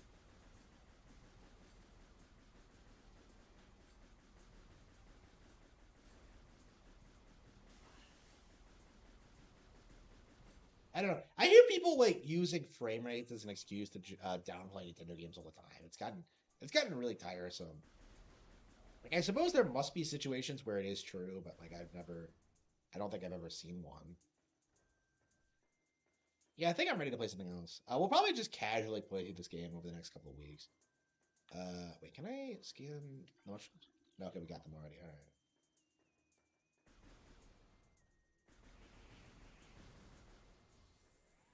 All right. I keep saying I want to stop, but I don't think I will. Let's stop. Let's.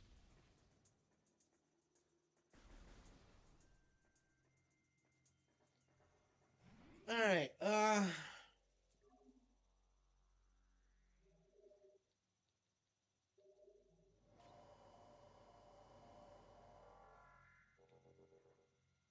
Yeah, I would like to get 100% completion, so I can see the good ending.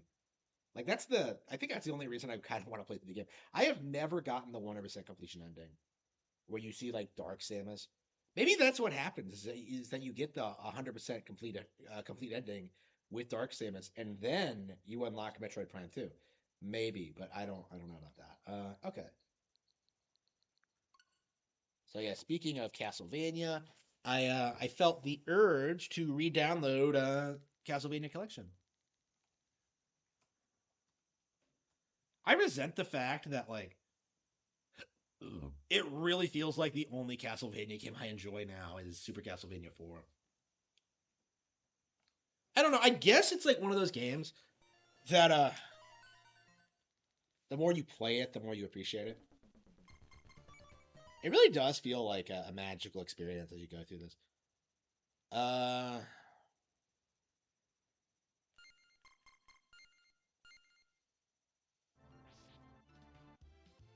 yeah, so we didn't beat it last time, did we?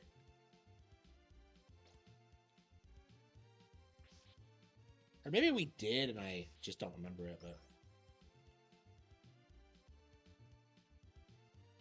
shit.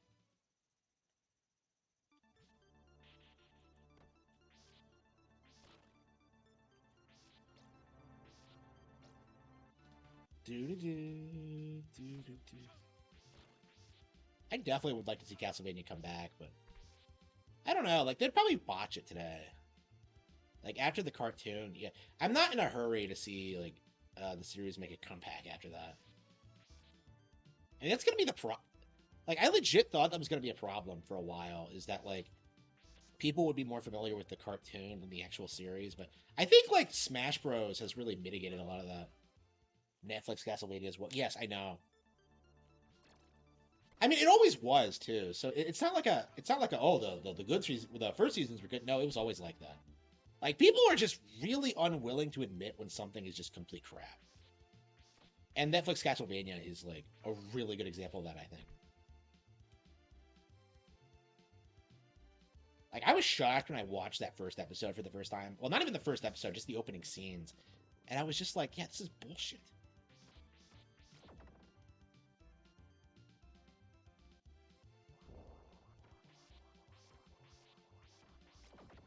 Like, it's not even like a Castlevania thing. It's just like a basic human decency thing. Like, how can you think this is good? Oh, slow down. Okay, yeah. Yeah, that's different than frame rate.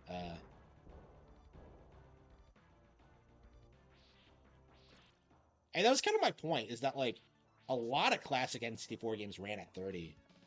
Because, like, they were doing things that no other game had done before, ever, so.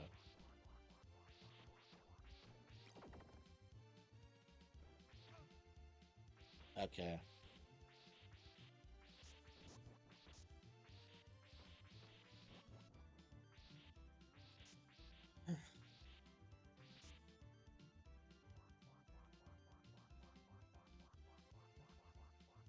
I love that. Like, oh, having to avoid the axe throwing. Oh.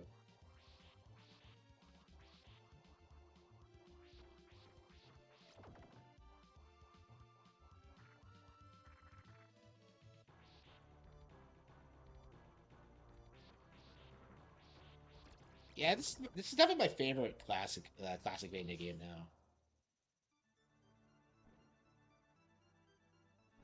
Ah, shit! Well, that was close. Uh, okay, this is gonna be awkward. Get over here, you. No shit! Bullshit! That was a load of crap. Okay, let's try this again.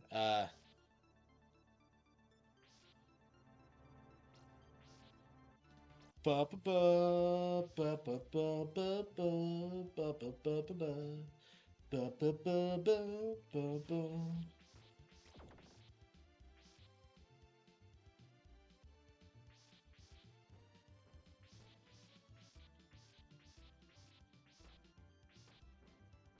Yeah, I mean, I think everyone is. You know, the fact that people are like pretending Helldivers 2 is like God's gift to gaming. Oh, it has too much content for us to play. Like, come the fuck on, bro. Like Splatoon 3, like I know people who put like thousands of hours into that game, but that shit was like disrespected. So yeah, I don't respect modern gaming at all. I know what you mean. You don't even have to like explain it to me. You're not specifically talking about Helldivers 2, are you? Oh, really? Yeah, you too? Yeah, I wonder how many other people feel that way. It does kind of feel like the energy towards those consoles is changing a lot. Like, and the big thing is, third parties aren't a major draw anymore, which is interesting. Like, people do not like them. They've run all their iconic brands into the ground. Like, it's crazy to me with how much like people love classic Final Fantasy, how like the brand isn't viable now. Like, I've been listening to a cover of the opera scene in Final Fantasy VI on Spotify lately, and it's been like gorgeous. It made me really appreciate like the love for that sequence among like actual singers, right? Uh,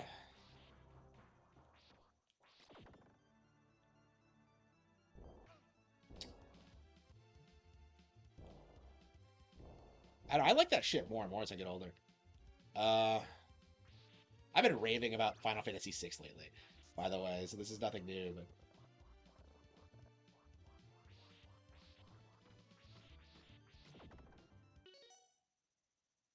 both parties are bankrupt. Truth. Ghosts and Ghouls is better than Castlevania. Um, I think there's a debate for it for sure. I really need to get into Ghosts and Ghouls. I again, it's the same problem I've always had. Is like when am I gonna have time to like play through something like that? It's just like I was into it like a while ago, like several years ago, but I never beat the NES one, and not because I couldn't do it. It's just I couldn't take the time to do it, and like I fell off of it. Like I enjoyed it a lot.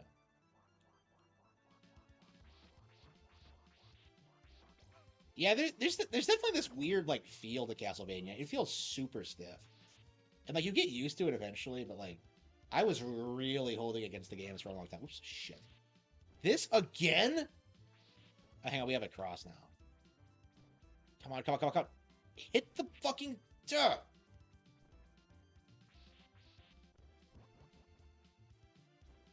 Holy shit, I actually hit him. Do, do, do, do. Look at this. This is ridiculous.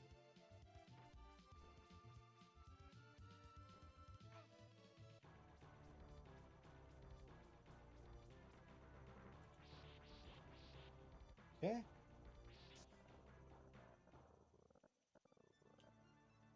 Holy shit, we got made at it. Do do do. Is this the mummy fight?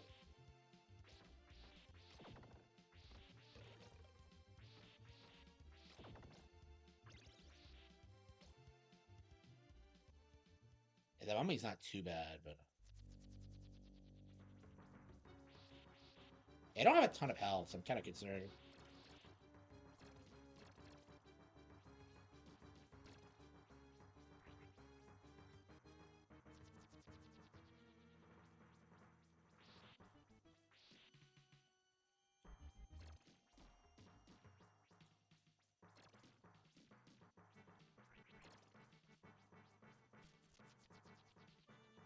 Uh-huh. I don't know if I'm safe here. Shit. Probably not the best idea.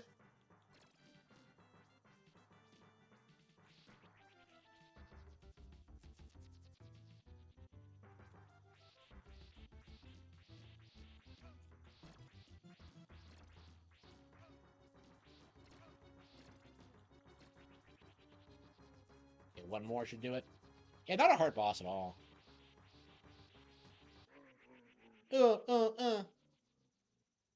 Yeah, we need the DS ports. I was talking about that earlier. The DS ports are like super underrated. Like I would argue Order of Ecclesia is probably one of the best Castlevania games ever. Like I can like that's like the real ending point for the series for me. Um like it's crazy what they managed to accomplish with that. Like I think that Shinoa should be considered one of the best like female protagonists in gaming. Like she's so cool and unique and uh yeah, you don't really see anybody talk about her. Like instead you talk about like, oh, Lara Croft, she's so cool. Like, look at those titties and look at that ass. Like Shinoa's way better. What are you talking about? Like,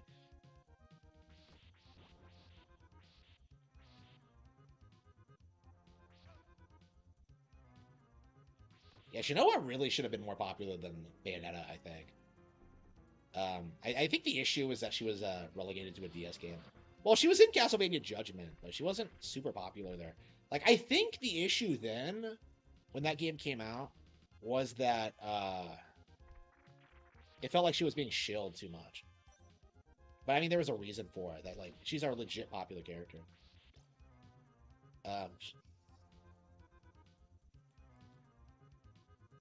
I mean, I would not mind a remake of this or like imagine this, but with like more content. Like, would that not be cool? Like, yeah, we need a Super Castlevania 5 where we do like Simon's Quest. Like, we need a remake of Simon's Quest and Zelda 2. Like, I'm not against remakes for like games that need remakes, but yeah, we're definitely getting a lot of bad ones lately. I don't know. I would argue the Thousand Year Door shouldn't have been remade, like purely for like current day reasons. Um, like I'm really curious. Oh, it's like that. It's like that thing in Donkey Kong Country 3. Um, I'm really interested in seeing how the Thousand Year Door fucks with Vivian because I do think because the character is a crossdresser in the Japanese version, we're gonna see some like they them shenanigans for him. He explicitly says he's male in the Japanese version though. So like claiming he's non-binary is not accurate. So I'm really curious how they're gonna like try to handle the situation. Like I would be fine with them like keeping the original localization or changing it to be more accurate to the Japanese, but I don't want to see they thems. Like I don't. Like that is fucking stupid. Oh fuck! I always forget the spikes. Ah.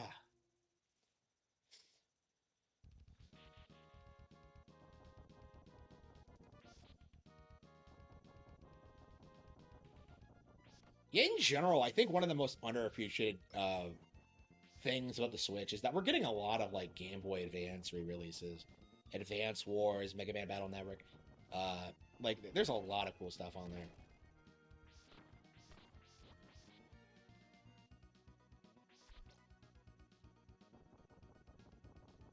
In general, I want to.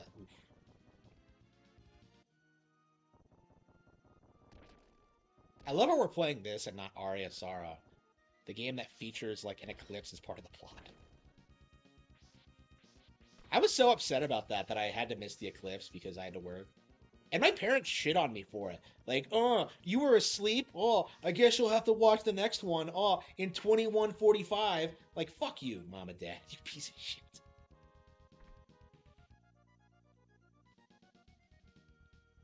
Like, ugh. God damn it. I'm still mad.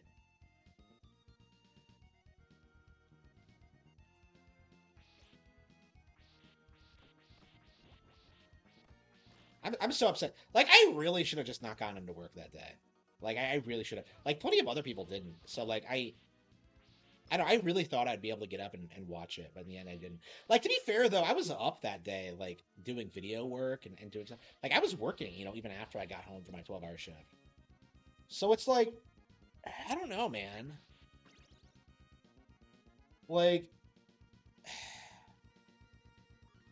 that was a life in a lifetime, once in a lifetime event. I just missed it.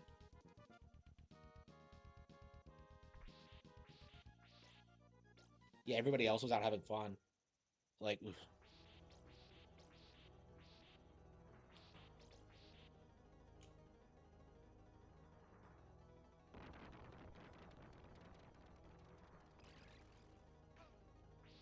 It always bugged me how this thing becomes a minor enemy in the DS games.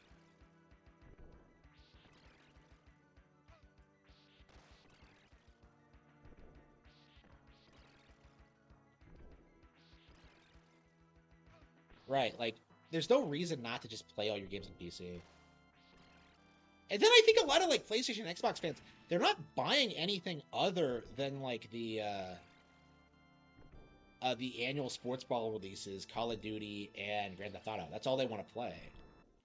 So like it's becoming a real problem for them. Like if the consoles don't have Grand Theft Auto, like they're not going to do well.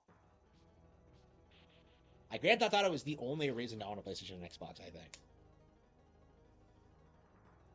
And Grand Theft Auto 6 isn't launching day one on consoles anyway, so we're gonna see like PS5 like do well the when Grand Theft Auto comes out, but it might be the beginning of the end. That's kind of my mindset is that like it's gonna be a Mortal Kombat 11 situation where the game like initially does really well because of the enthusiasm people had for like the last couple of games, but then like the drop off is real. Like after people like start noticing things.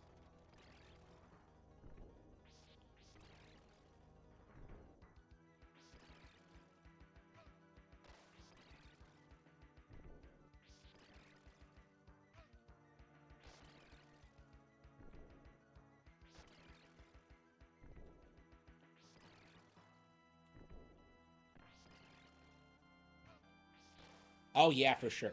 I fully expect Grand Theft Auto 6 is gonna get like push the woke bar like as like far past like anything we've seen up till now. Like I do think it's gonna be like a lot more blatant about like what Rockstar what the executives want like politically. Like the games have always been woke. Don't like let people try to trick you into thinking, oh, Grand Theft Auto San Andreas was based. No, it wasn't. Like you're playing as a bunch of hood rats, like who don't have real jobs, trying to like enable gang culture. Like it's like the most woke thing in existence. Like the very foundation of Grand Theft Auto is woke because it empowers criminals. Like it tries like present them as being anything other than like scum. Like San Andreas really tries to portray like CJ as a good person.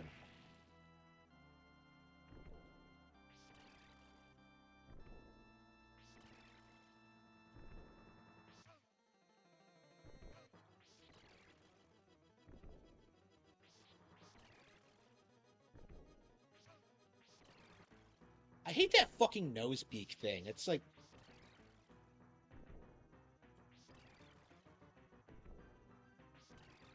Stab. Got him.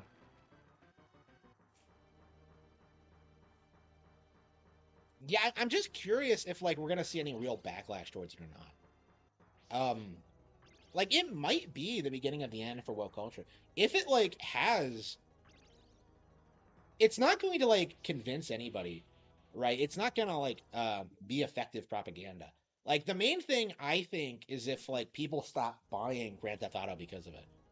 And I don't think that's gonna happen for six, but like in the future, I do think this might be like the beginning of the end for the brand.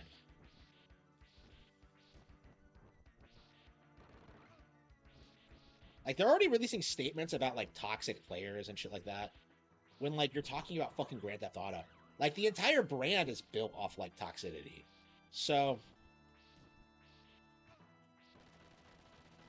I don't. It's weird. Nintendo seems like they're in a position to appeal to both like wokies and anti-woke activists. Who knows? Shit. Okay. Do we have to? Yeah, this game is very generous with its checkpoints. I think this game is really not that hard. I wish it had like multiple difficulties, but oh well, whatever.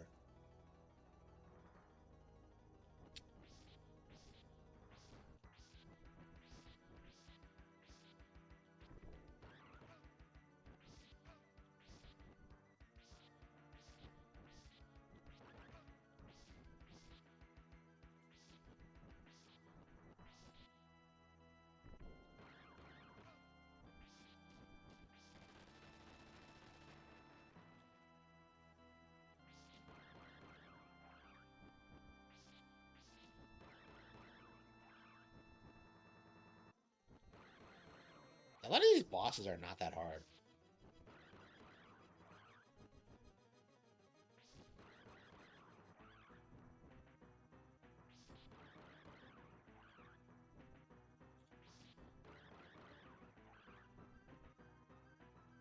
And one of the things that confuses me about this game compared to the original is that like Dracula for some reason does not have a second form. Like in the original he does, but in this one he just has his like basic bitch one, which just doesn't make a whole lot of sense to me. But okay, whatever. Like I love like the second form. Like that's a big part of like Castlevania's identity, I think. And just never seeing it is just kind of a bummer.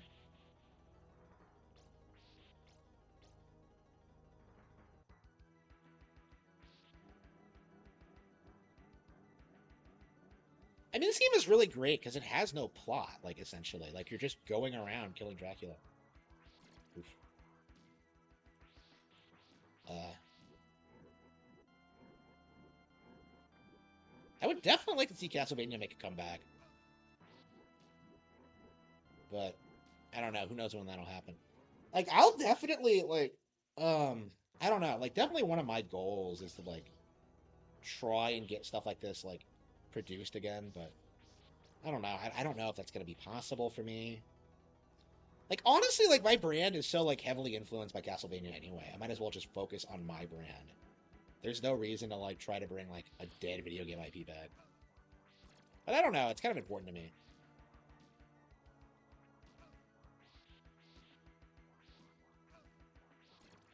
Castlevania was a pretty big influence on the Codyverse, by the way. Probably more than any other like video game franchise.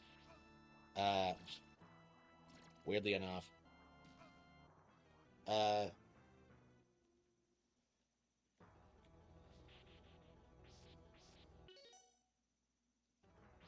SPI woke. Oh yeah, yeah. I mean that's what I was saying, right?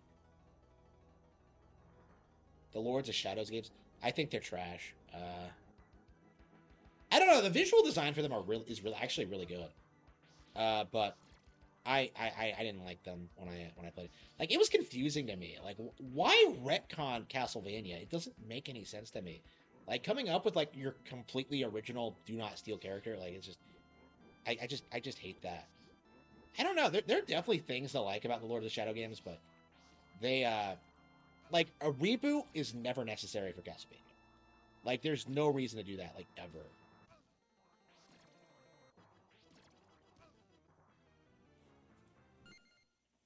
I mean, it's one of the reasons why like the Igavania games are so good is because like they're a completely different genre, They're a completely different style, but they still like adhere to the continuity of the original games. Like hearing Juste talk about like how Simon like went on the quest to kill Dracula to lift the curse. That's like crazy shit. Like here, having like Fortune or Ruin tie into like the plot of Bloodlines. That's crazy. Like the Iga games did a really good job like adhering to like established continuity. More than I think like most other video game franchises. Especially ones that like go through different producers. Uh, like even Zelda right now is kind of going through this era where the shit they're doing now with Tears of the Kingdom doesn't really make a whole lot of sense with established lore. Like it kind of felt that way already with Breath of the Wild, but it really feels that way with Tears of the Kingdom. They're becoming really they're becoming really upfront about just kind of making up their own shit. Which is like I don't know, like I don't think Breath of the Wild needed to be a reboot. It just stick with the series conventions. Like it feels so different. It doesn't feel like the same series anymore. Like Skyward Sword, I think is like the end of like the Anoma era. Honestly, I don't. People don't see it that way because Anoma's still like in charge of the general production of the series. But I think Fujibayashi has been like taking over since then. And like, yeah, I like his style a lot, but I don't know. I miss the whole Anoma thing. Like Anoma, I think is always gonna.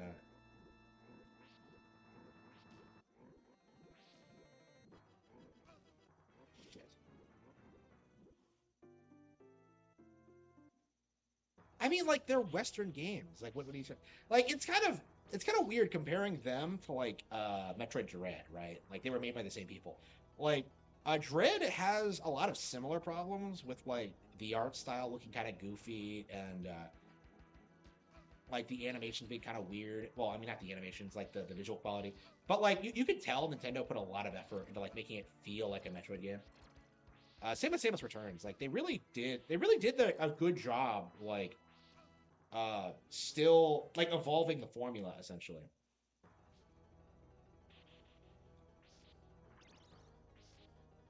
And you don't really see that with Lords of Shadow. Like it feels like with Lords of Shadow they were just doing whatever, and it really doesn't work.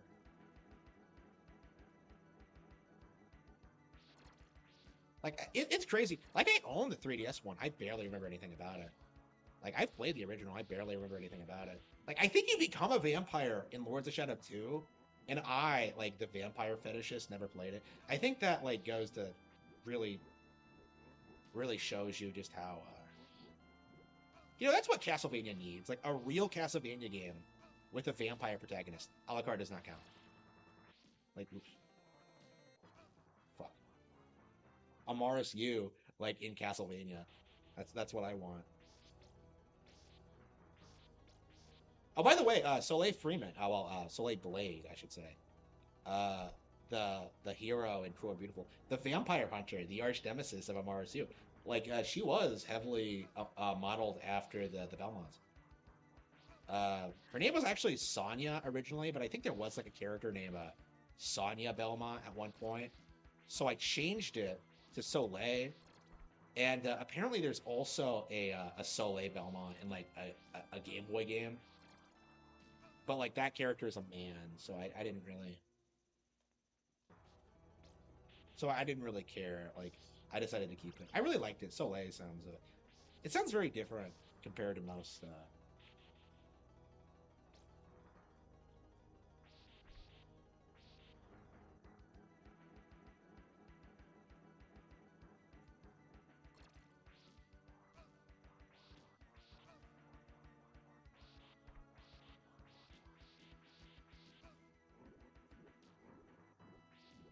Oops.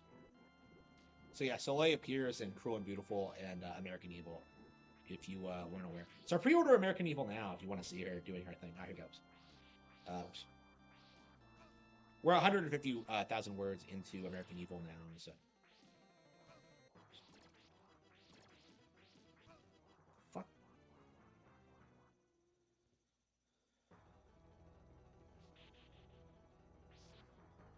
Well, the different thing about like Tears of the Kingdom, uh, hmm, Yeah, I'll have to like do a video on it because I do feel very strongly about this. Like, they went from like focusing on like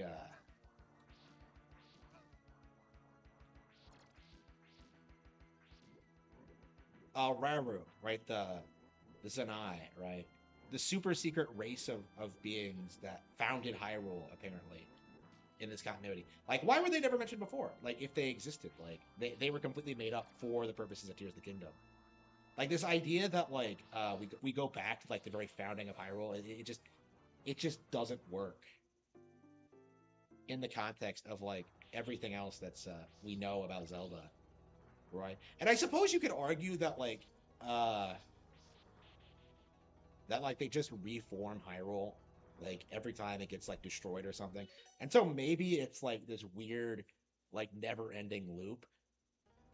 Like we know it got destroyed in Wind Waker and then they found like another Hyrule. But it's like even though the king specifically tells them not to. I think that really shits on the ending of Wind Waker, by the way. Is that they like he tells them, "Oh, it won't be Hyrule, it'll be your land." And I thought that was like Kino. And then like they turn around and like found a new Hyrule anyway. Like why? I hated Phantom Hourglass, by the way. The bullshit where like the pirates are referring to Tetra as Zelda like pissed me off. Like Zelda, like Tetra has no ties to the Zelda identity. Like who the fuck cares? Like to me, she is Tetra. Like the like she's she was born the Princess Zelda, but that doesn't necessarily like her identity just. I have a real big problem with that. Like Phantom Hourglass was their chance to make Tetra like a really interesting character, and they blew it.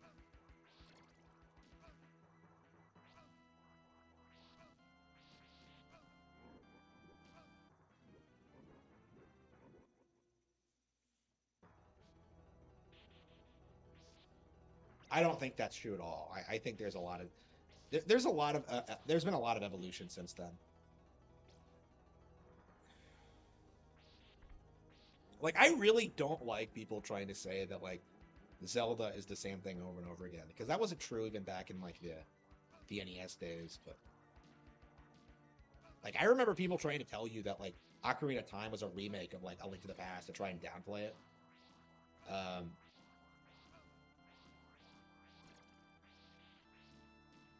I think you'll still see people like Spoony try to do that, but it's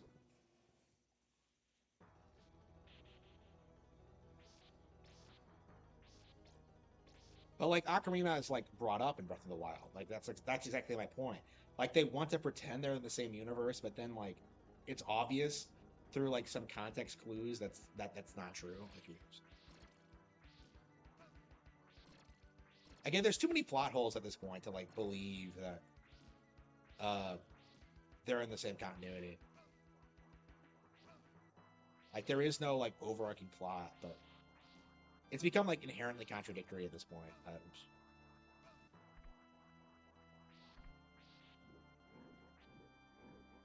Like even like going from Breath of the Wild to Tears of the Kingdom, like you have a lot of characters who just don't recognize Link for for like for no explicable reason.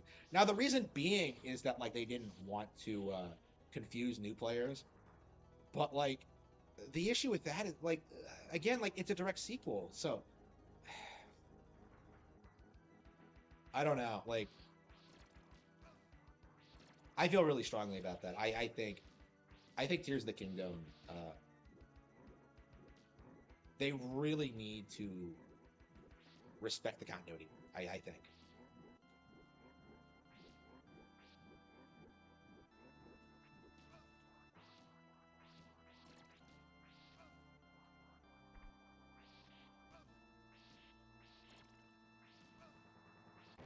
Got him. In any other game, those scythes would like kill you. Like Hollow Knight loves doing this shit. Oh, here we go. Is this it right before Dracula? I think it is. Get ready for some Kino. Oh damn it! I forgot to turn the ads on. Fuck. Every single time I'm streaming, having fun, I'm just like, oh man, the ads. I hate the fact it's not automatic. That pisses me off. Okay, live. Yeah, so here I am not making money. Uh,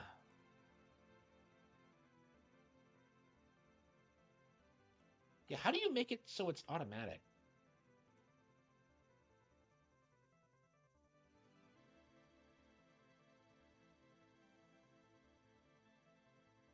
Wow, all of my ads are like limited on every single one of my on my streams. Wow. I really wonder what's causing that. Like they're very unspecific about like why it's doing that. I think it's because of Nintendo is still like demonetizing YouTube streams. I think. Oh fuck. Oh hello. Hello, Blandrew. Um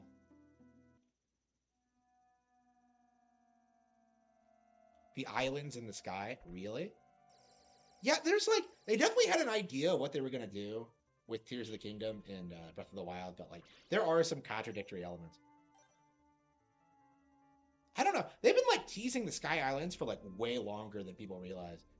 Like Twilight Princess, like the entire point, like the entire point of the Sky arc, Shad, like he tells you, oh, our ancestors came from the sky, and like at the time, people thought that means that like that meant that like Hylians were like descended from the Okaku or some shit, but in reality, no, the Hylians were living in the sky at one point. Like most people never like caught on to that, but yeah, I noticed it when I played like Twilight Princess HD. Like it's weird, like the shit that like people used to believe about these games, like the fan wanky bullshit. Like I don't know, I never really got involved. Like it feels like after Twilight Princess came out, like all of this fan wank stopped being like fun and like ridiculous, and became like really malicious and like mean spirited, right? Like the politicalization of it, the what's another what's the word I'm looking for? It's like they're always trying to like maliciously.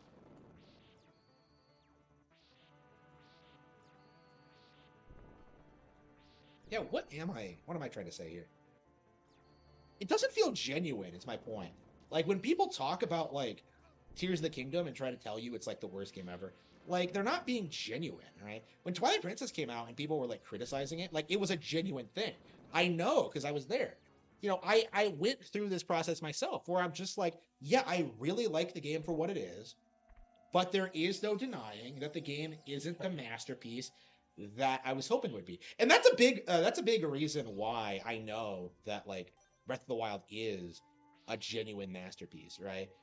Because like people never had that same kind of response to Breath of the Wild, right? People love Breath of the Wild right out of the gate, and they love it now, and they love the sequel, right? But certain people are trying to convince you that Tears of the Kingdom was some massive disaster, and then it got like overshadowed by Baldur's Gate 3 or whatever, which isn't true at all. But like again, this is what I mean when I say like maliciousness. Yeah, I definitely need to like go back to Tears of the Kingdom.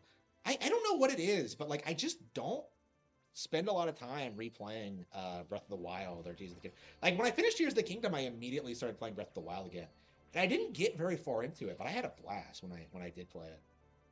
I've never finished Master Mode, so I just booted up Master Mode on Breath of the Wild. And well, first of all, Breath of the Wild is way different than Tears of the Kingdom. I think people don't really appreciate that fact. I think it uh,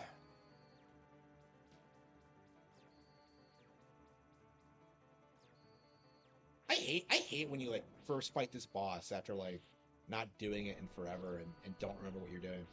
And then you finally get the hang of it and then you crush him. Like, cause he's really not that hard of a boss. I mean, I don't think this game is that hard in general, but oh, oh.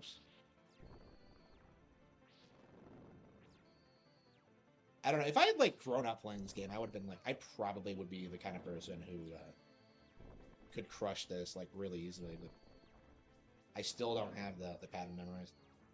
I mean, I still get the power ups if that like tells you anything about where I'm at. Oops, hang on.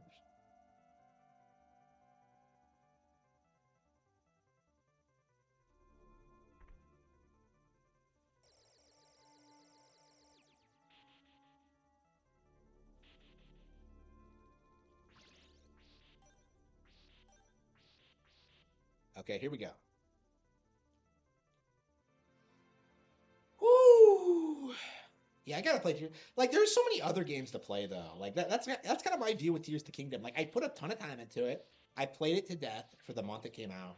Like, I beat it. It was Kino. Like, Tears of the Kingdom legit might be one of my favorite Zelda games now. And like, but yeah, I moved on to other games. I really do need to come back to it though. Maybe I should get it off the shelf. I don't know, but I was thinking of like playing Xenoblade Chronicles 3 tonight, and I don't think it's gonna happen.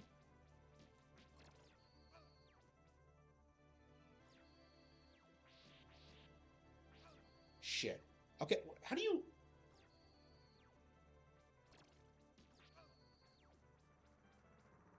I hate the fact that I cannot remember how you're supposed to do this.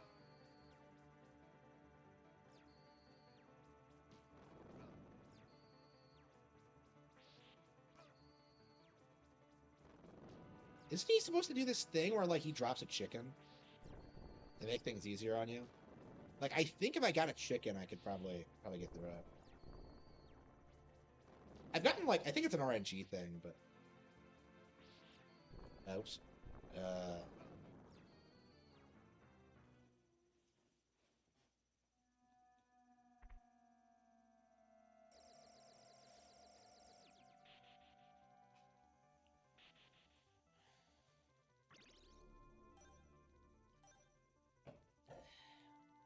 so I think the way like the oh, come on. What the fuck was that? That was embarrassing. I didn't even make it to Dracula. Imagine if you came all this way to kill Dracula and then you tripped and like fell off this thing. Like, oh man, what a pain. The world ends because you were you were clumsy. I don't know, the world wouldn't end if Dracula won, would he? Would it? Like, it would just stay there until someone else comes to kill him. I think realistically. I mean, the Belmonts consistently win, but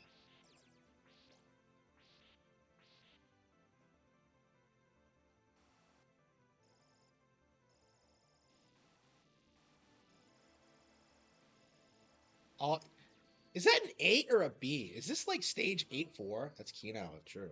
I think it is a B though. Like, it's clearly a homage to Super Mario Bros. And its final stage, which by the way is super underrated. I love 8-4. Oops. I don't know, I feel like everything Mario related is underrated because like everyone always wants to pretend like Mario isn't good. Like, I've seen a lot of people like try to push this argument that Mario Wonder bombed, and it's just so obviously not true. Oops, fuck.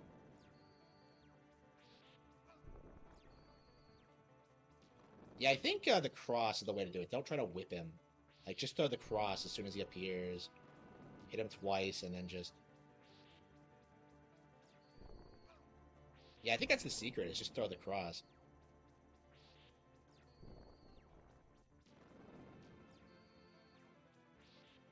Shit.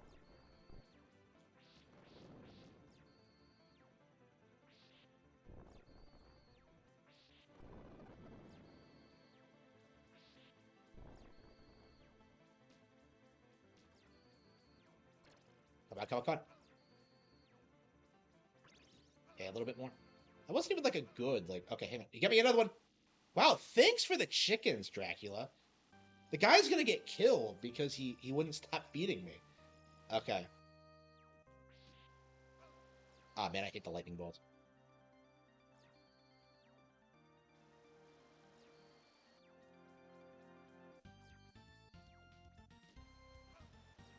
Da, da, da.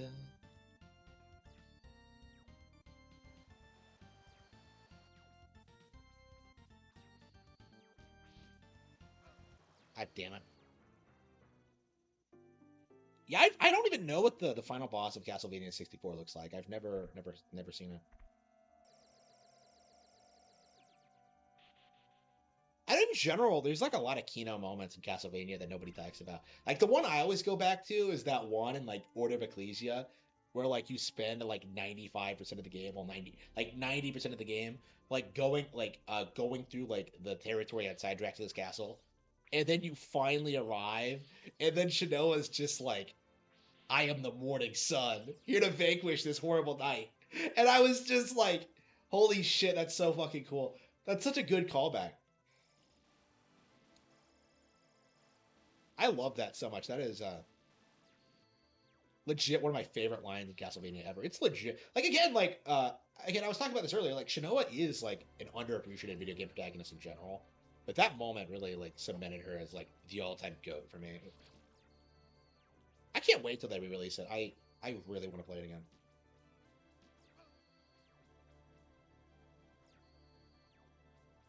Yeah, I grew up with Portrait of Ruin, and I think Order of Ecclesia is objectively way better. Like I've tried playing Portrait of Ruin since then, and I just don't enjoy it as much as I used to. I mean, to be fair, I was always kind of iffy on it. Like I remember playing it for the first time and being confused about like why it looks the way it did and like how cheap it looked. I eventually warmed up to it, but I don't know these games are kind of that game's kind of hard to get into. Like having to uh, like upgrade your weapons is a nightmare. Your sub weapons is a nightmare. Like there's like some weird shit that you would never be able to figure out, like how to avoid the bad ending. Like you have to have a guide for that. Well, same with like Aria of Sorrow. I think it's just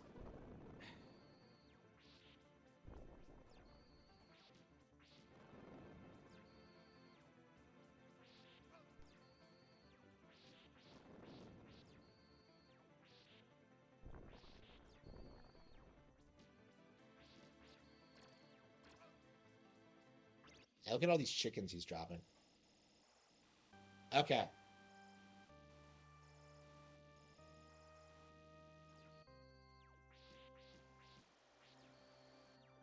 all he does is drop lightning bolts, right? So all you have to do is just throw the crosses and you're good.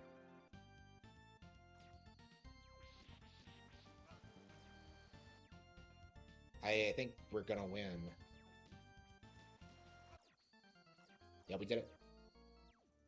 We did it. I am the morning sun, here to vanquish this horrible night. Kino, Kino. Always a pleasure playing this game again. Always a pleasure.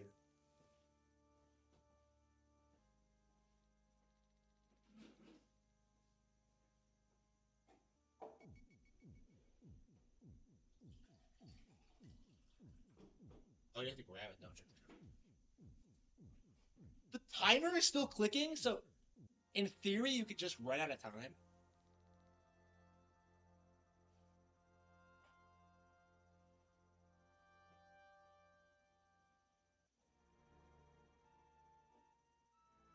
Who the fuck cares about your score in Castlevania? Do you think people compete over like who can get the highest score in Super Castlevania 4? I've never known anybody to do that, but I think you could theoretically do it if you just get like do a one no continue challenge and just keep building scores.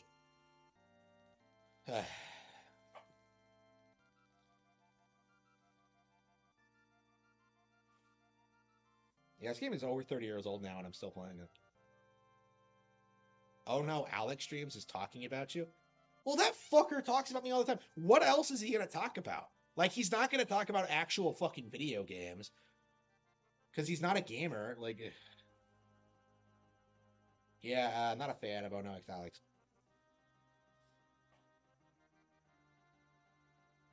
Okay, I don't know. I've seen people like, yeah, there are lots of fairly big YouTubers who know who I am. Review Tech USA has covered me once. That was a while ago though. Uh, I'm sure PPP knows who I am. Uh, yeah, because he shared that clip I made. He might be a subscriber actually. But uh, yeah, Ricada left a comment on my videos once. So did Drexel actually. Yeah, I mean, I'm not obscure anymore. Is kind of my point. Like I do. Yeah, there are people who are covering me pretty actively.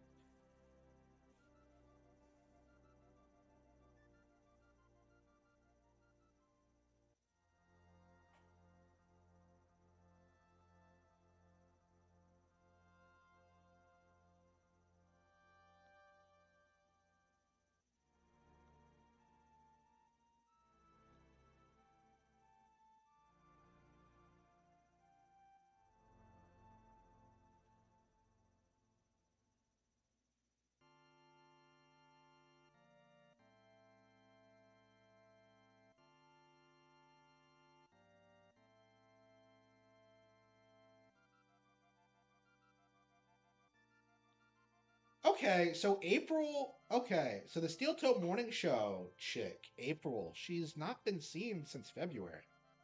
That is interesting because I did see that like clip from Aaron like bitching about it, like, oh, she's not gonna show up today, guys. Like, I think he talked about that in that Kino Casino stream I watched. That's interesting. Uh,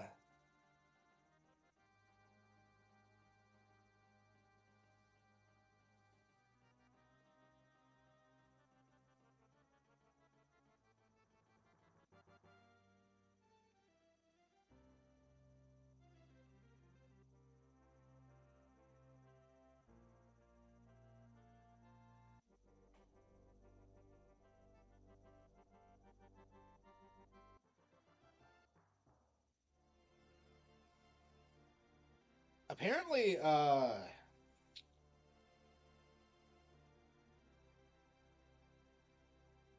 hang on, what was I gonna say? Like, shit. Uh, yeah, Kumalot has broken up with Rikeda apparently, which is interesting, especially since it seems like Rikeda is the one who cut ties with him. Rikeda has like no standards for his friends, so I find it interesting that he cut Kumalov off. I mean, to be fair, Kumalot was like the guy that everyone like. Kumalot is the guy like the 2020 version of Steel Toe, right? Like the same like nobody YouTuber who's just latching onto Rikeda for clout, who gets his attention because he's a degenerate, right? I don't know. I'll definitely be happy to see Kumalot get fucked. I mean, in general, I hate E-celebs. I don't know. Like, am I like that? Like, I don't think so. Like, it's weird. I'm more hated than like all of these personalities, and I feel like they do a lot worse than I do. Like, I would, I don't know. Like, I actually have a job, unlike these guys, so it's like, I don't know. I guess I'm a more functional human being than they are. It's weird, but like, why are they so much more successful? Like, I don't know. Hmm.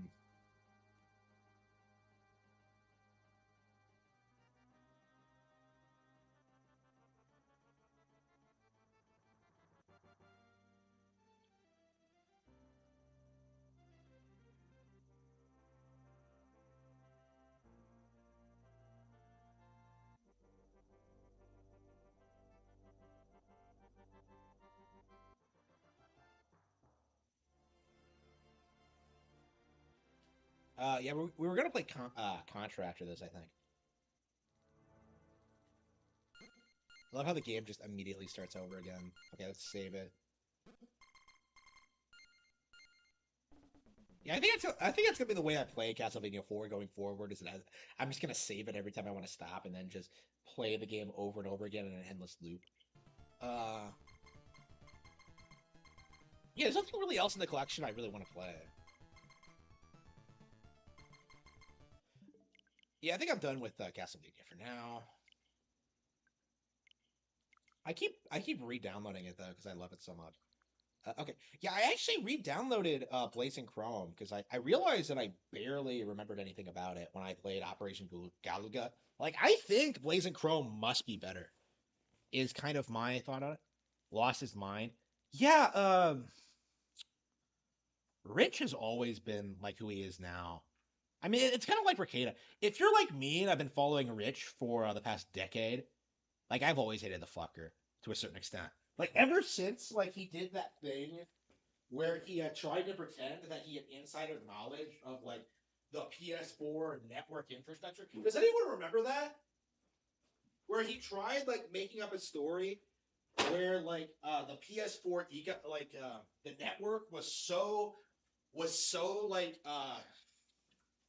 was so incompetently put together that like it online play would not be available at launch, and like the visuals would look worse because of it. It was obviously fake, but uh yeah, Operation C. When did this come out? Yeah, it's a Game Boy game. Okay.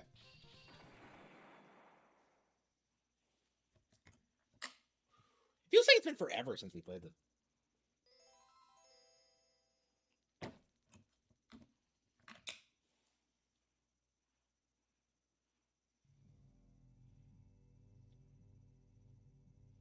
That's like 5 solar eclipses.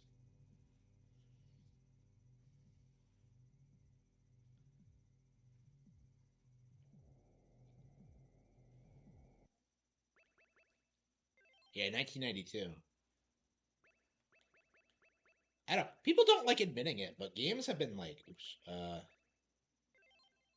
games have been bad for a really long time.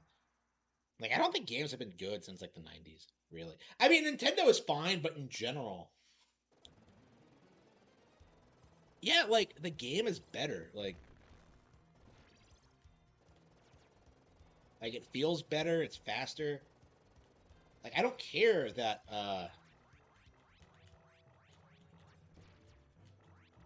Operation Galaga has more mechanics. Like this still feels way better to actually play.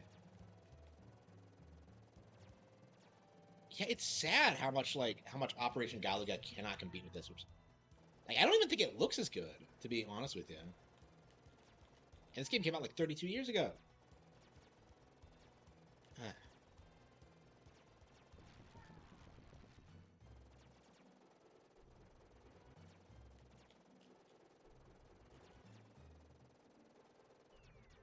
Ah, shit.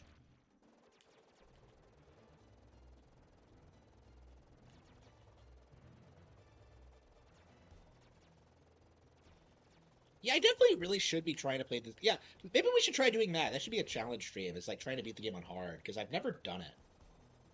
Actually, not on hard. Normal is I think the highest I've done, and that was with a buddy. So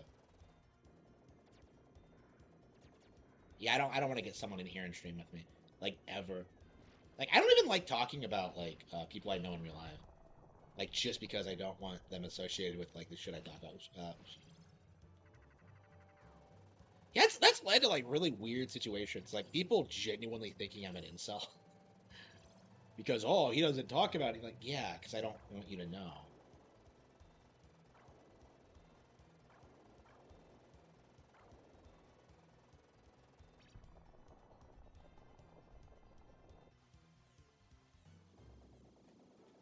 But one time in the game, the laser is useful.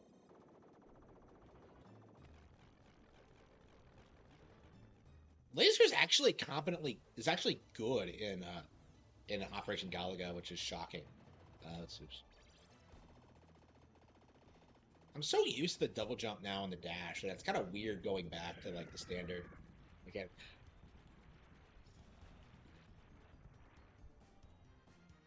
Like I realized when I first played this how much more badass this is than like any Uncharted game. Uh,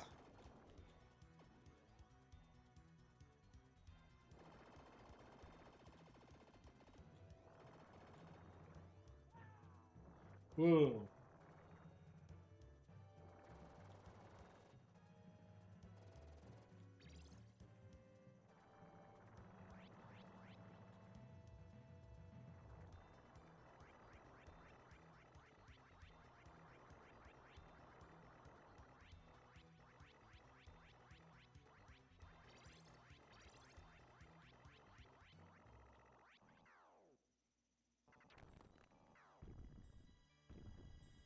like the monster designs in this game are so cool. Not that they're not cool in Operation Galaga as well, but like this is like really something special. I think.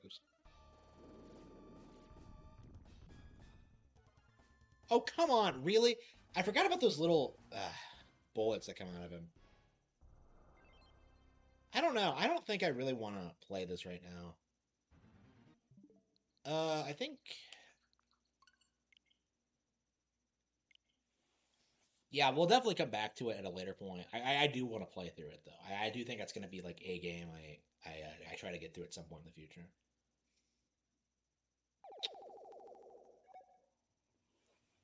Yeah, I barely remember Blazing Chrome. Like I don't remember if I finished it or anything about it. It's weird. When did this come out? Like was this like during that period where I was just like just completely fucked? Like I think it must have been. Like it's weird to me that I don't remember this game at all. 21XX. So it takes place 500 years before Contra 3. Okay. Okay, arcade mode. Wait, did I never beat it? Oh, maybe I started a second playthrough, but I don't.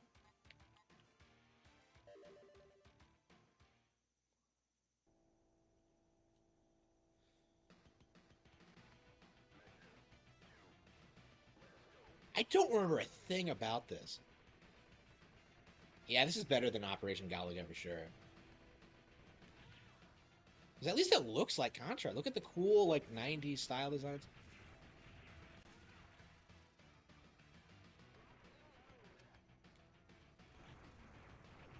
Yeah, the weapons are better. Like, yeah, we're gonna have to play this again. I think.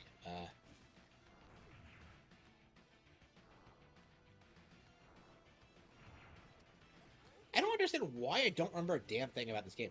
Like, I barely remember like this guy. This I think this is a guy, and it's like majestic mane and golden hair. Like, I barely remember this protagonist, but other than that, I don't remember a thing about this.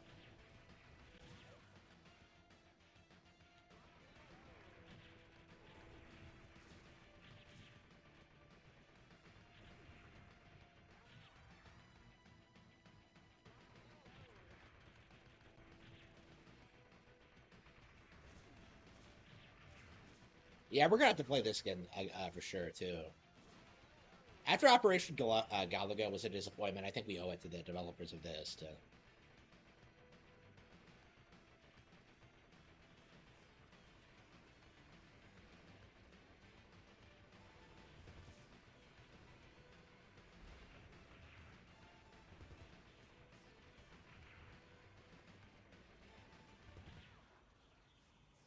Shit.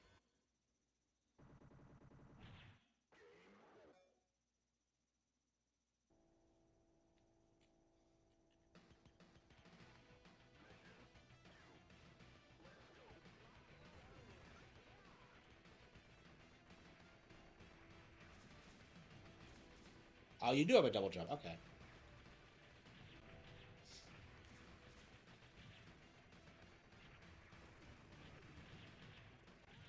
Yeah, I think this is more in line with what I wanted from like Contra Operation Galuga. Like we're seeing indie developers put out like better products than like the actual developers. Like this is a knockoff of Contra, but it's way better. Uh,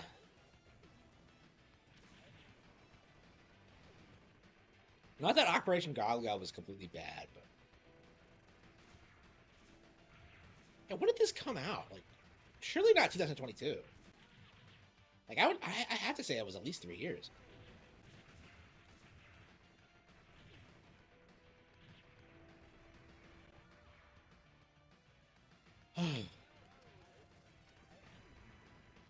Yeah, I think I'm still burned out from Castlevania. I don't really want to play this now either. But it's really good.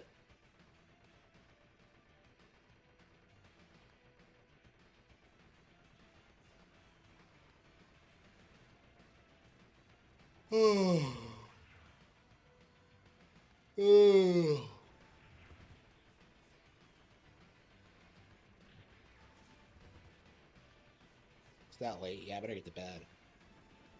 Eh. Yeah, I've been trying to take naps around like midnight and 2 so I can get up in the morning and ride my bike. But I don't know. I went out today and it was a lot of fun. But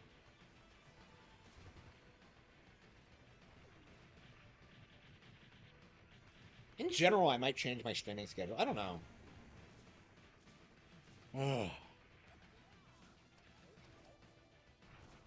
Oh, hell yeah.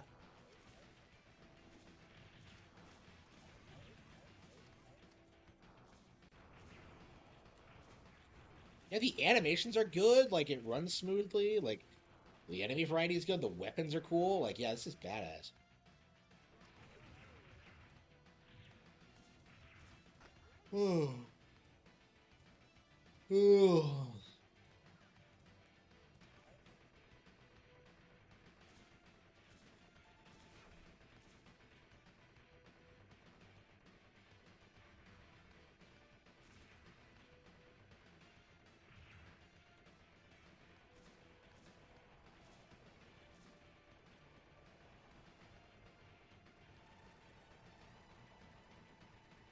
Ooh. Got him.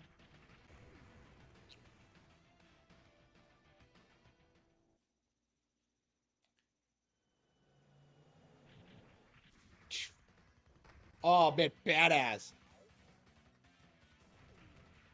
You didn't even have to fight that thing. Oh, man.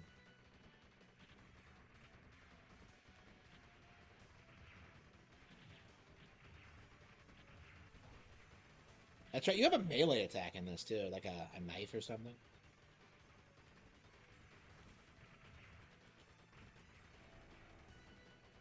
Whew.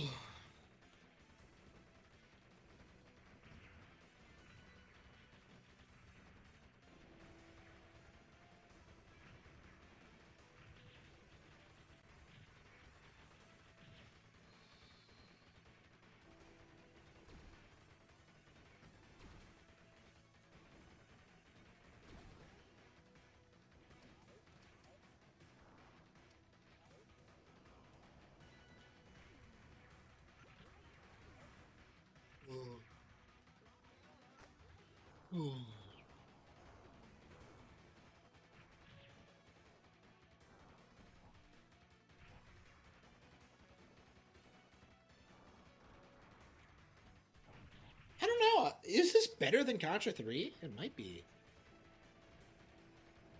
Like the sprite work is top tier. Like I love the action.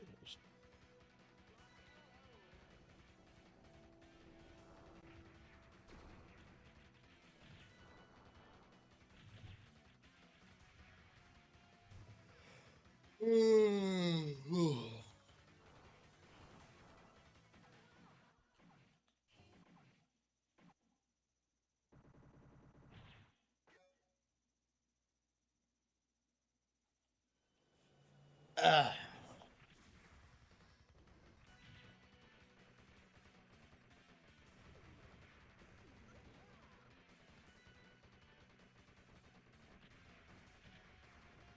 oh,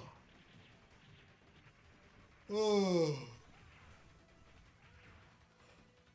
oh.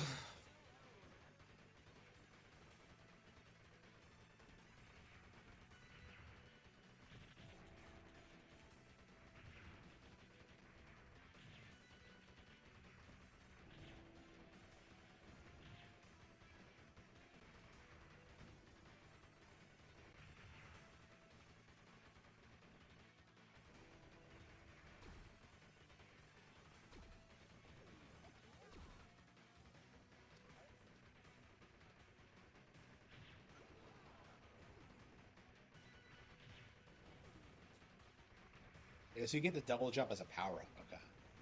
I was kind of confused about that, but yeah, it's part of the speed power up.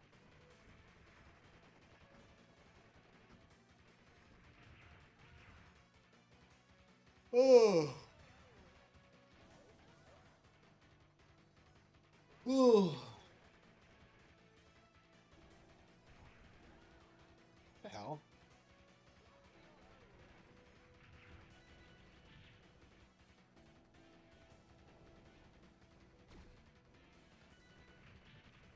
No point even trying to fight them. Oh.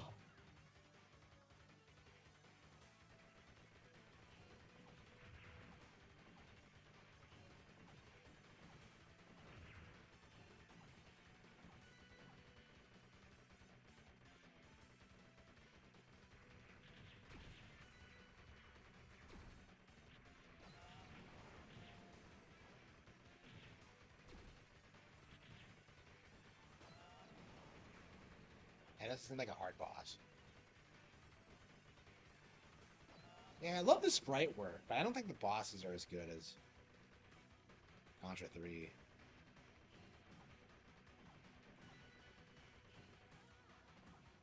Oh. Oh.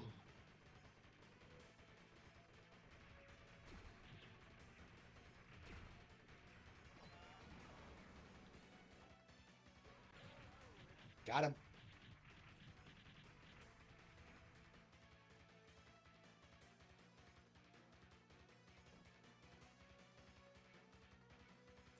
Weird how little I remember about this game. I'm not even sure if I beat it or not, which is really odd. But...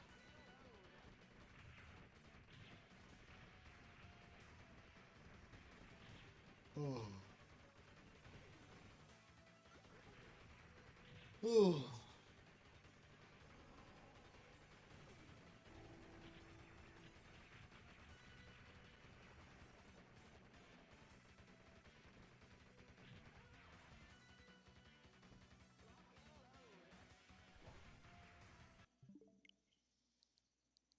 Have they updated?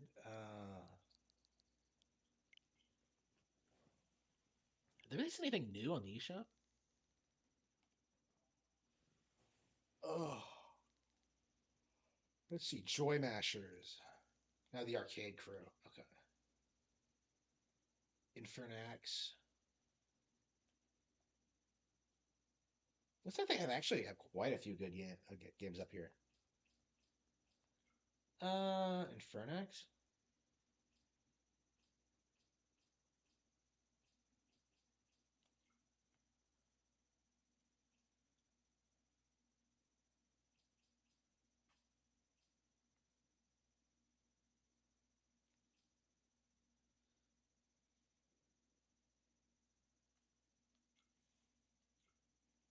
Hmm. None of them look as good, unfortunately. Maybe they are, but I'm not fired up to go play them. But all right. Oh.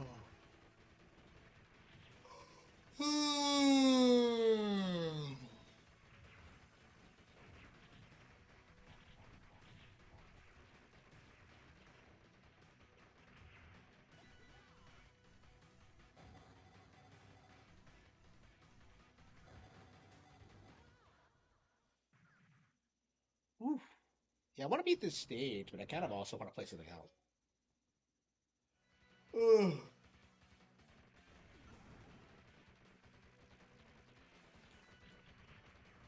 Yeah, I think I'm ready to kind of take a nap, but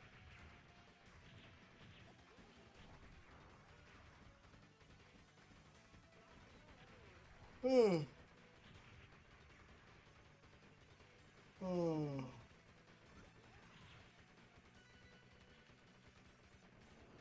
oh.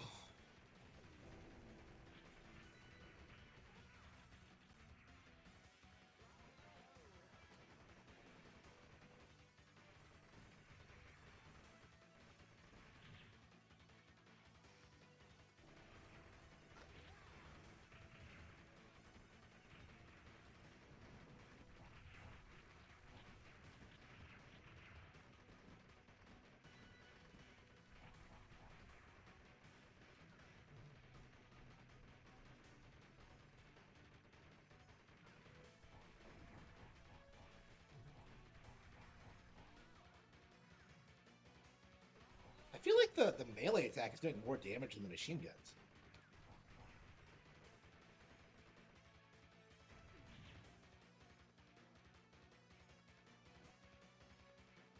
Yeah, I did beat it. I vaguely remember the ending.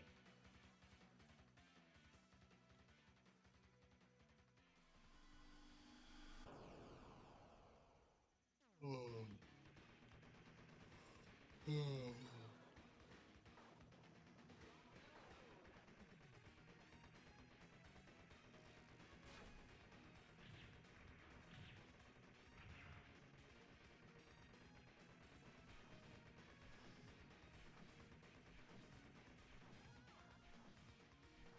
Oh.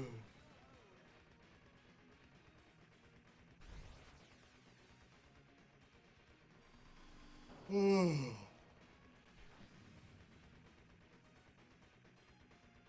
Oh.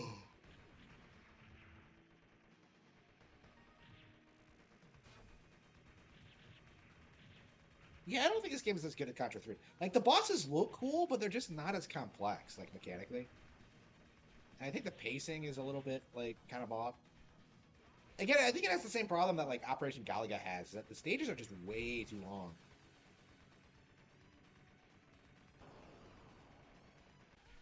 Oh, whoops.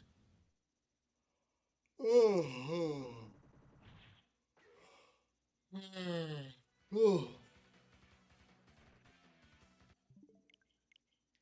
Yeah, I think I'll come back and play it again when I actually feel better. I think man, I want to play Metal Gear Solid. I might come back on tomorrow night and stream some more, but yeah, I'm kind of tired now. Yeah, Touch Detective. Yeah, there's a lot of stuff I need to get through right now, so I might come back on tomorrow. We'll see, but for now, I think I'm gonna take a break and just kind of live my life.